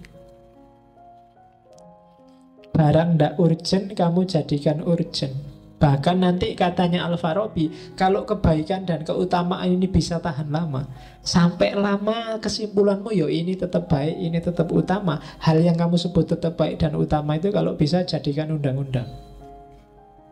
Iya, kayak misalnya jujur. Jujur itu enak Pak. Semakin saya jujur semakin nyaman. Sampai bertahun-tahun jujur, nyaman dan enak. Jadikan aja jujur sebagai undang-undang. Karena itu pasti benar, pasti bagus. Anti korupsi itu ternyata lebih enak. Anti korupsi dirasakan lama, hidup lebih nyaman, nggak kesusu-susu, nggak merasa dikejar dosa. Jadikan itu undang-undang, katanya Farabi. berarti itu bagus. Jadi berpikirlah tentang yang utama-utama, sisihkan yang tidak penting. Kan ada hadisnya itu kan, min khairi husnil mar'i tarkuhu malayakni. Jadi di antara ciri orang baik itu meninggalkan apa yang bukan urusannya. Kalau nggak ada urusan, nggak usah capek-capek ikut mikir, ikut cawe-cawe, ikut debat. Mari kita perdebatkan apakah anaknya Anang itu pakai pemutih apa enggak ya. Buat apa kamu bahas itu? Karena internet itu kan gitu kan, sampai komentari ratusan hanya gara-gara bahas itu pakai pemutih apa enggak. Kurang kerjaan. Jadi ya kita berpikir yang utama-utama lah, bukan hal-hal yang iseng. Ya kan LGBT, kamu kan terus mati-matian bahas LGBT. Signifikasinya coba dicek. Kalau signifikan untuk hidupmu tidak apa-apa. Kalau nggak signifikan, kamu kehabisan daya, kehabisan energi, kehabisan tenaga untuk hal yang tidak penting. Padahal mungkin bisa kamu pakai untuk hal yang lebih penting. Daripada kamu debat tentang infotainment, sudah kamu duduk depan komputer, tesisnya digarap, skripsinya diselesaikan, kan lebih enak. Oke, jadi berpikirlah tentang yang utama-utama. Oke, terus ya, dan katanya Farabi memang berpikir lewat jalur rasional itu salah satu solusi hidup. Kuncinya di situ. Karena yang rasional itu kesimpulannya, jadi kalau kita pakai akal, jalur satu-satunya yang tidak butuh pihak lain itu mikir pakai akal. Kalau jalur bayani kita butuh teks, kalau jalur irfani kita butuh otoritas. Tapi kalau pakai akal tidak. Maka katanya Farabi, jalur burhan itu lebih bisa dipertanggungjawabkan dalam berpikir. Oke, aliran sesat itu biasanya sumbernya dua. Urusan tafsir teks yang biasanya ada dalam cara berpikir bayani, atau urusan beda panutan yang biasanya ada dalam cara berpikir irfani. Tapi aliran burhan itu jarang gegeran. Aliran-aliran rasional. Karena katanya Farabi memang akal lah yang punya sumber berpikir a priori yang tidak butuh pihak lain. Akal yang benar menurutku kemungkinan besar juga benar menurut kamu. Itu burhan biasanya. Tapi kalau tafsir bayan itu kadang-kadang benar tafsirku bisa beda sama tafsirmu. Logika itu sifatnya arbitrer, pasti. 1 tambah 1 2 itu kan logika. Setengah lebih kecil dari 1 juga logika. Itu sifatnya lebih universal. Maka keutamaan berpikir jadi salah satu sumber kebahagiaan. Cuma keutamaan berpikir harus diimbangi dengan keutamaan moral. Kalau berhenti di keutamaan berpikir, ya kamu hidupnya di dunia ide, dunia ideal. Maka dia harus diimbangi oleh keutamaan moral. Jiwamu harus seimbang. Ya kalau ilmu akhlak itu kan, kalau Farabi mendefinisikan science that studies the state of human soul. Jadi tentang jiwa. Moral itu berarti urusan tentang jiwa. Ya ada 2 jenis, ada akhlak teoritis dan akhlak praktis. Akhlak teoritis itu yang ideal, keutamaan berpikir, dan akhlak praktis. Akhlak praktis itu ya prakteknya. Jadi mikir itu juga harus ada dimensi prakteknya. Nah itu keutamaan moral yang ketiga. Moral saja tanpa mikir orang bisa salah arah. Mikir tanpa moral jadinya hantu, ideal gak ada wujudnya. Maka keutamaan teoritis, keutamaan berpikir harus diimbangi dengan keutamaan moral. Kamu punya teori-teori banyak, cara berpikir yang bagus tapi nggak punya implikasi praktis, ya pikiranmu paling banter jadi buku dan jadi koleksinya perpustakaan. Tapi kalau kamu bisa menunjukkan relevansi praktisnya, itu pikiranmu akan lebih abadi. Ya jalurnya dua untuk membentuk karakter, membentuk moralitas. Kalau menurut teorinya Farabi, yang pertama lewat instruksi. Instruksi itu ya nasihat, perintah, himbauan, anjuran. Itu biasanya dari yang punya otoritas, kiai, ulama, dan lain sebagainya. Yang kedua lewat habituasi, pembiasaan. Habituasi ini penting ya. Kapan-kapan kita belajar itu. Dulu pernah belajar di Pierre Bourdieu. Kenapa kalau kamu yang rajin sholat, sekarang tidak sholat merasa tidak nyaman? Itu habituasi. Tapi coba ulang bolak-balik tidak sholat, lama-lama tidak sholat itu biasa. Tidak nyamannya pasti hilang. Ya, itu namanya habituasi, pembiasaan. Kamu sekali bohong, batinmu mesti tidak enak. 2 kali tidak enaknya tinggal separuh. 3 kali tidak enaknya tinggal seperempat. 4-5 kali bohong dan aman. Kamu lama-lama merasa bohong itu biasa. Bahkan besok-besok mungkin kalau tidak bohong tidak enak. Ah, masa aku jujur ya, kok tidak enak. Nah, lo bisa lo kayak gitu. Kok deso banget aku, kok jujur banget, kok lugu banget, harusnya ya rotong. Nah itu biasanya sudah kebalik. Kalau semula nggak jujur nggak enak, sekarang jujur nggak enak. Itu habituasi. Oke. Kayak ngaji malam Rebo ini loh. Kadang-kadang libur juga nggak enak. Biasanya ngaji ya, itu habituasi. Tapi kalau kosong 2, 3, 4, 5 sampai 6 kali itu, kalau nggak kosong kamu malah heran. Loh kok nggak kosong Pak? Biasanya kosong. Sementara kamu kagetnya kalau pas kosong, karena biasanya saya masuk. Nah itu namanya habituasi. Jadi pikiranmu tergantung kamu biasakan untuk apa. Moralitas sumbernya juga habituasi. Kalau kamu terbiasa melakukan perbuatan baik itu biasa, tidak luar biasa. Dan kebalikannya juga. Oke, keutamaan moral. Yang keempat, keutamaan kreatif. Jadi keutamaan kreatif praksis itu keutamaan dalam berkarya.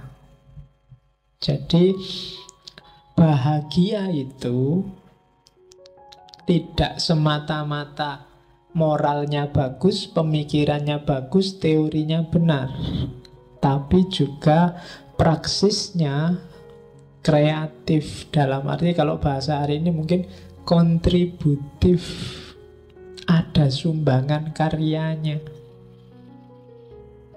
Ini mungkin bisa kamu sambungkan dengan filsafatnya Karl Marx tentang kerja. Manusia itu merasa bermakna, merasa eksis saat dia bekerja, memproduksi sesuatu. Jadi cuma ya karya itu akan utama. Utama itu berarti penting, bernilai kalau lahir dari orang-orang yang utama. Kalau manusianya tidak utama, karyanya tidak akan utama. Caranya untuk utama gimana? Ya, keutamaan teorinya ada, keutamaan proses berpikirnya ada, keutamaan moralitasnya ada. Jadi orangnya pinter, pengetahuannya banyak, itu kan pinter. Orangnya cerdas, proses berpikirnya jalan, dan orangnya bermoral, maka karyanya pasti kontributif, pasti utama. Dan orang semacam ini dia sendiri bahagia dan bisa membahagiakan orang lain. Jadi mix antara 4 hal inilah yang bikin orang bahagia. Praksis, moralitas, berpikir, dan teori. Terus waktunya cepet ya. Nah, ini yang habituasi tadi. Berbuat baik termasuk menuju kebahagiaan. Ini saya singgung di sini. Katanya Farabi, kebajikan itu seperti menulis. Perilaku utama itu seni, seperti seni menulis. Semakin orang berlatih mempraktekkan, maka tulisannya akan semakin baik. Moralitas juga begitu, kebajikan juga begitu. Semakin orang membiasakan diri menjalankan kebajikan, semakin dia menjadi bijak. Dan kalau sudah bijak, dia akan bahagia. Nah, itu teorinya. Jadi, jadilah orang baik, maka kalian akan bahagia. Sementara belum sempurna kebaikanmu, bahagiamu juga dalam proses menuju kesempurnaan. Jangan menyerah, latihlah terus. Kayak kamu nulis itu loh. Nulis pertama nggak bisa dipahami, nulis kedua agak dipahami, nulis ketiga mulai enak bahasanya, nulis keempat mulai nyala, terus begitu. Tapi kalau kalian nggak latihan-latihan, merasa sudah ngerti, merasa sudah bisa dan selesai, ya kalian nggak akan jadi orang bijak. Meskipun punya wawasan tentang kebajikan, harus dijalankan. Kayak kalian latihan nulis, ya sebenarnya nggak cuma nulis, ngomong juga begitu. Pertama grogi, lama-lama mesti setengah grogi, terus seperempat groginya, terus ndak grogi sama sekali. Bahkan terus nggak dikasih jatah ngomong pun kamu angkat tangan biar bisa ngomong. Nah itu karena sudah terlatih.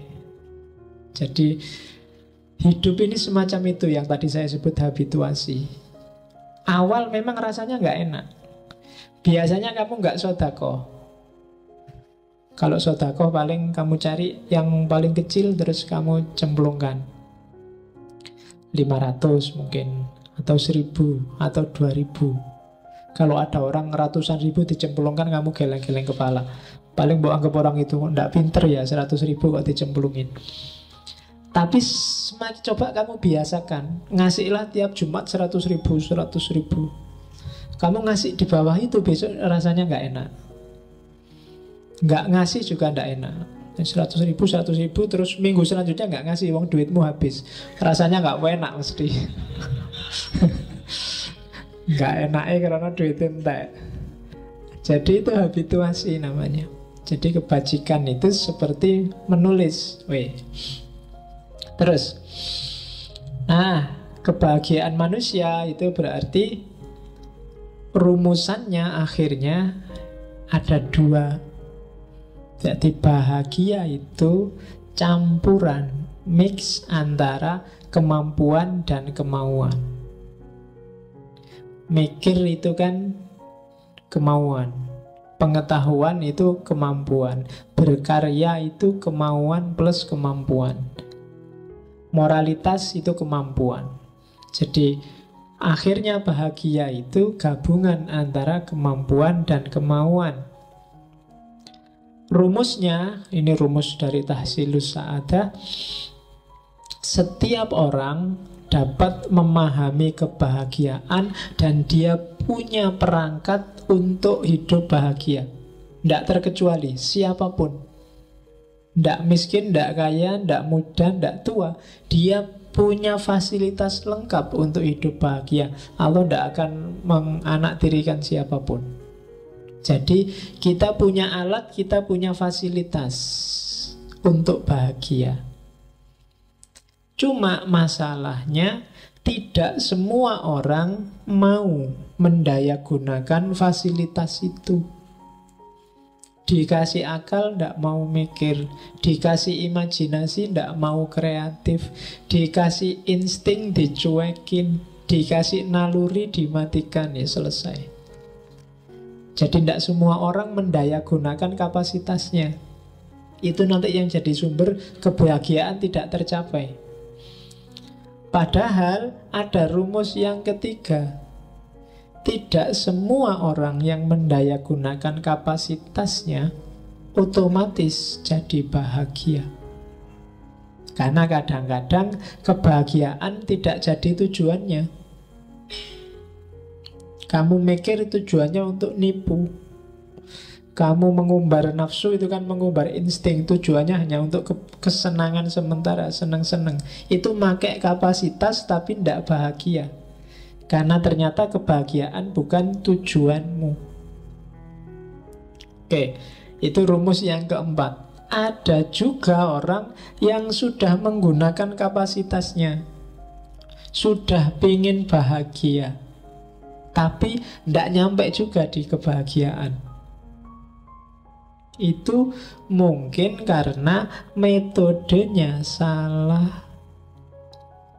Mungkin level teoritisnya belum lengkap, pengetahuannya tidak cukup, akalnya kurang cerdas, sehingga wawasannya pendek. Jangan salah, orang tidak cerdas itu di antara cirinya kan wawasannya pendek. Orang yang wawasannya pendek, kalau ada masalah itu biasanya susah nyari alternatif jawaban. Dan itu juga trouble. Ngantuk. Loh, orang yang ngantuk itu yo bio carane bendak ngantuk. Wah, ndak ada, tidur aja. Nah, itu. Tapi kalau yang cerdas, caranya biar nggak ngantuk, misalnya minum aja terus, misalnya matanya diganjel aja, misalnya loh, itu kan alternatif namanya, contohnya. Nah, jadi sambil merem, sambil ketawa, pokoknya ketawa aja terus, nanti kan nggak ngantuk misalnya. Itu kan solusi. Patah hati, orang yang nggak cerdas, wawasannya nggak panjang, begitu patah hati ya wah duniaku gelap, ini sudah mau kiamat, ini sudah mati aja. Nah itu ngertinya cuma itu. Tapi kalau yang cerdas kan, wah diputus ini, oh alternatifnya banyak, masih tenang aja, bisa dirayu lagi biar balik, bisa ke dukun, bisa ya banyak caranya biar dia kembali. Ya, cari yang lain, emangnya ndak bisa nyari di bawahnya, misalnya kan. Mulai ya kan di atasnya kan. Kalau kamu sedang marah jangan bilang emangnya aku ndak bisa nyari di atasmu, ndak, susah. Nyari di bawahmu mesti banyak. Oke. Jadi itu kan dari atas tadi kan. Ndak semua orang pasti punya kapasitas untuk bahagia. Cuma tidak semua orang menggunakan kapasitas itu. Yang kedua, dari semua orang yang ada, orang yang menggunakan kapasitas tapi tujuannya bukan kebahagiaan, ia tidak akan bahagia.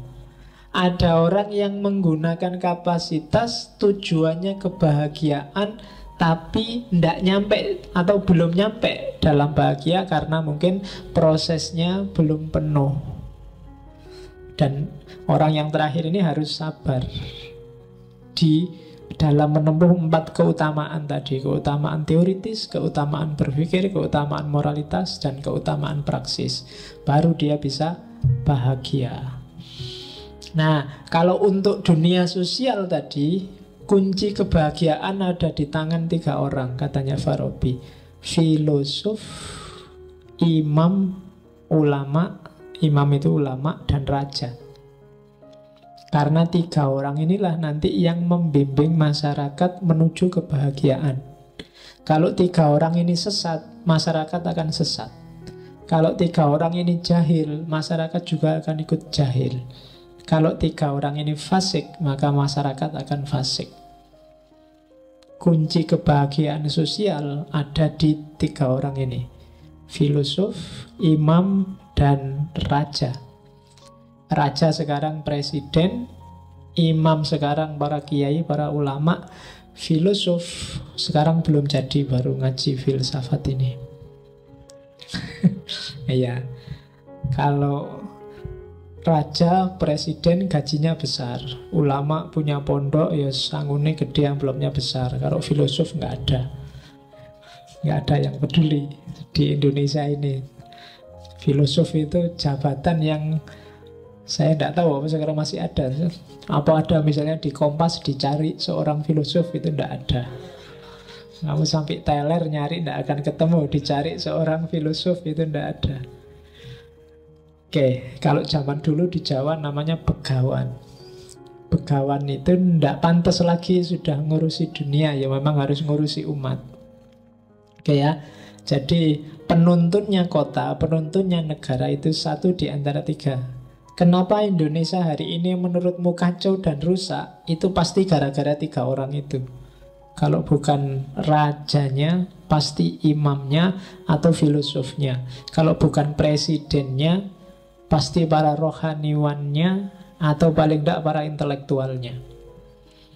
Kuncinya di situ. Kalau tiga-tiganya orang curang atau orientasi kelompok atau cari enaknya sendiri, ya nanti umatnya, masyarakatnya pasti rusak. Kalau enggak fasikoh ya jahilah, atau jangan-jangan malah sesat dolalah. Oke, ya ini bisa dibaca sendiri. Ini sebenarnya semacam analisisnya bahwa dalam pikirannya Farabi tadi ada pengaruh filsafat Yunani, Plato dan Aristoteles. Karena Farabi sendiri kan disebut mu'allim as-sani, guru kedua. Karena dia mu'alim pertamanya Aristoteles. Dan Farabi nanti yang menginspirasi banyak para pemikir barat. Kesamaannya dengan Plato dan Farabi ya, kebahagiaan itu adalah puncaknya kebaikan. Dan puncak kebaikan dan tujuan hidup itu sumbernya adalah pengetahuan. Itu sama, itu bisa ditambah itu. Bahagia itu sumbernya adalah amal baik itu sumbernya pengetahuan yang baik. Jadi kamu harus pinter. Kalau sudah pinter, kamu bisa melakukan perbuatan baik. Kalau sudah melakukan perbuatan baik, maka kamu akan bahagia. Rumusnya di situ sejak minggu lalu. Tanpa kamu pinter, kamu susah melakukan kebajikan. Kalau kamu tidak melakukan kebajikan, maka kamu tidak akan bahagia. Rumusnya di situ. Pengaruh Islam jelas. Ini yang kenapa Farabi agak beda sama Plato Aristoteles, ya karena dia Muslim. Kalau di Farabi ada namanya kebahagiaan dunia dan kebahagiaan tinggi, ya kita menyebutnya kebahagiaan akhirat. Dan nanti di Tahsilus Sa'adatud Dunya itu levelnya lebih rendah daripada Sa'adatul Quswa. Sa'adatul Quswa itu yang kebahagiaan sejati, Sa'adatud Dunya itu yang kenikmatan tadi, ladzat. Boleh dinikmati karena sifatnya insting, tapi dia levelnya rendah dan sifatnya terbatas. Rumusnya kalau dalam Islam, kenapa orang harus bahagia? Ini gabungan Islam sama Aristoteles, sifatnya teleologis. Jadi Allah menciptakan manusia sebagai karya terbaiknya, dan Allah ingin manusia bahagia. Kalau dalam Islam loh ya. Dan kebahagiaan manusia kalau dalam Islam ketika orang bisa menaklukkan jiwa-jiwanya tadi. Menaklukkan berarti mengontrol dan menguasai. 4 keutamaan tadi itu kan sumbernya jiwa tadi. Dan jiwa ditaklukkan kalau di Islam namanya jihadun nafas. Ketika jiwa ditaklukkan, yang lahir perilaku utama, kebajikan. Ketika perilaku utama dilakukan, maka orang akan bahagia sebagai hasilnya. Jadi rumusnya itu.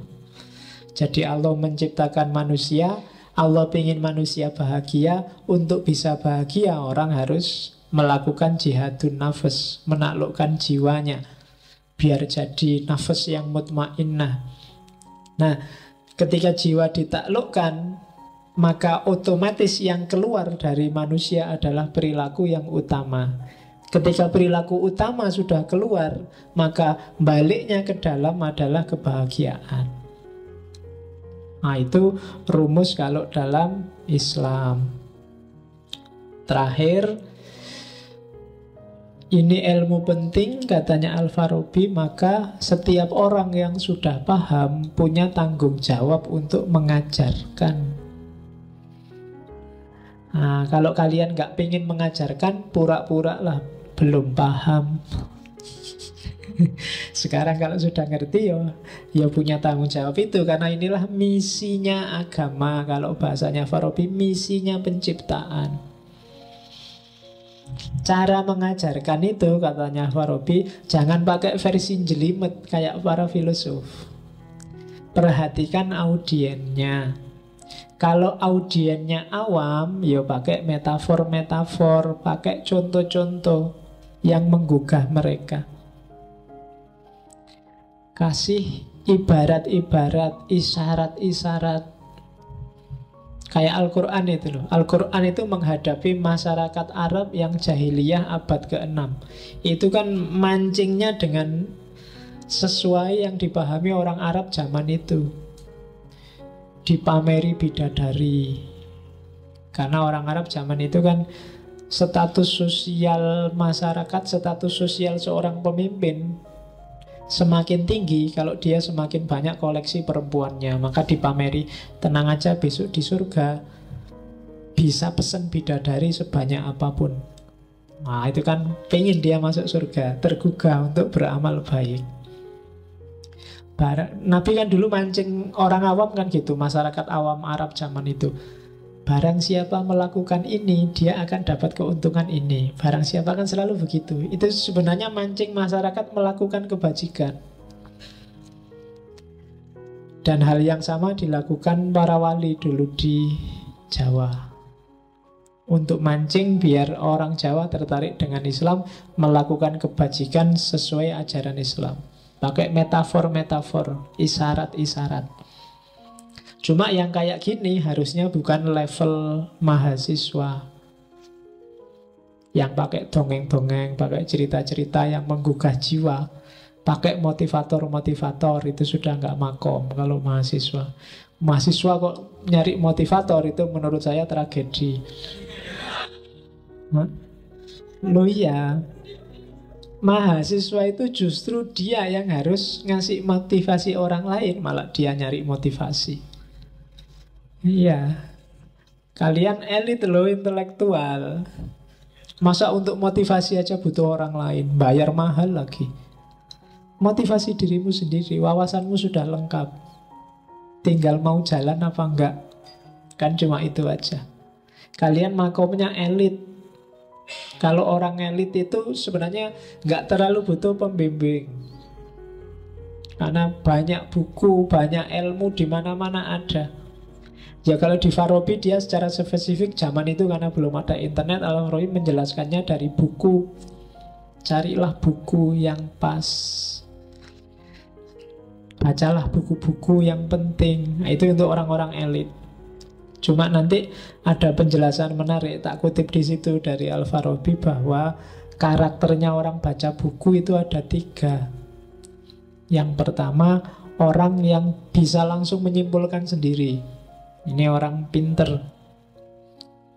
Yang kedua, orang yang udan, mampu menyimpulkan tapi butuh pembimbing.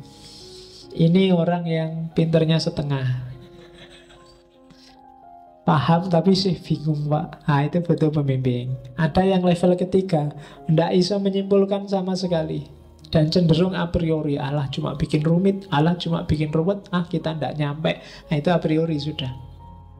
Yang kayak gini ini kalau di Al-Madinah Al-Fadilah itu tugasnya pemimpin. Jadi pemimpin itu jangan cuma ngopeni kesejahteraan fisiknya, tapi juga harus meningkatkan kapasitas intelektualnya. Hari ini kan pemimpin selalu sibuk biar masyarakat sejahtera, tapi secara fisik jarang diopeni kesejahteraan intelektualnya. Orang desa-desa yang nggak terlalu ngerti itu kan sasaran empuk kampanye, sasaran empuk dibohongi, dibodohi. Harusnya mereka dipinterkan. Kalau lebih banyak orang pinter, mungkin Indonesia nggak setragis ini nasibnya. Jika melihat, loh kita punya sumber daya yang luar biasa. Sumber daya alamnya nomor 1, sumber daya manusianya nggak tertandingi, paling nggak dari sisi jumlahnya.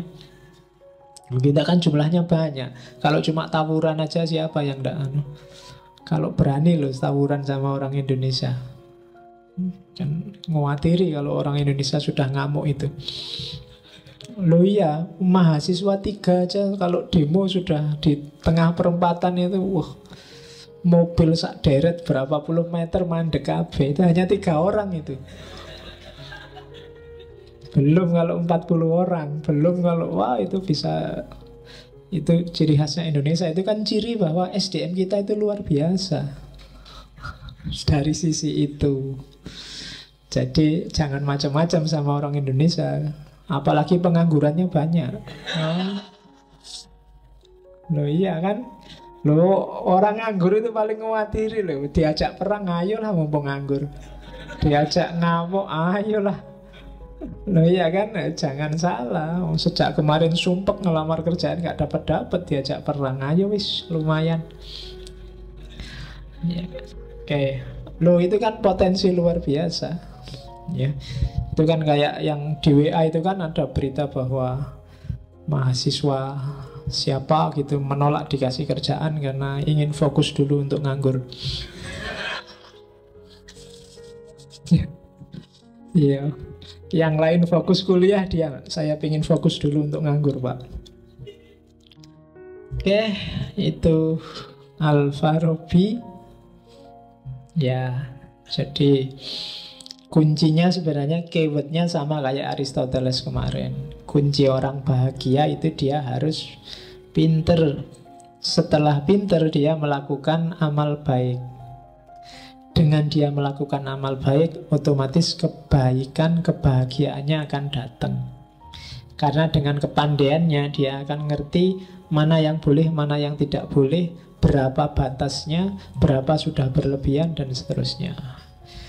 Oke, saya kira itu untuk malam ini. Minggu depan kita ketemu tokoh yang pengaruhnya menurut saya lebih dahsyat daripada Al-Farabi, yaitu Ghazali, sang Hujjatul Islam. Jadi kita lihat seperti apa kebahagiaan versi Ghazali. Kalau Al-Farabi baunya lebih filosofis, Ghazali itu enaknya dia baunya lebih sufistik. Dan kalau dia ngomong, levelnya diturunkan sampai ke level awam. Jadi orang biasa tidak harus ahli filsafat juga akan paham apa maunya Ghazali. Meskipun dia ngomong jelimet juga bisa. Minggu depan kita coba jelajahi kitabnya Kimia Sa'adah, Kimia Kebahagiaan. Oke, saya kira itu. Ketemu lagi minggu depan insya Allah. Semoga tidak ada halangan. Saya akhiri sekian. Wallahul muwafiq wal afu minkum wallahu a'lam bissawab. Wassalamualaikum warahmatullahi wabarakatuh.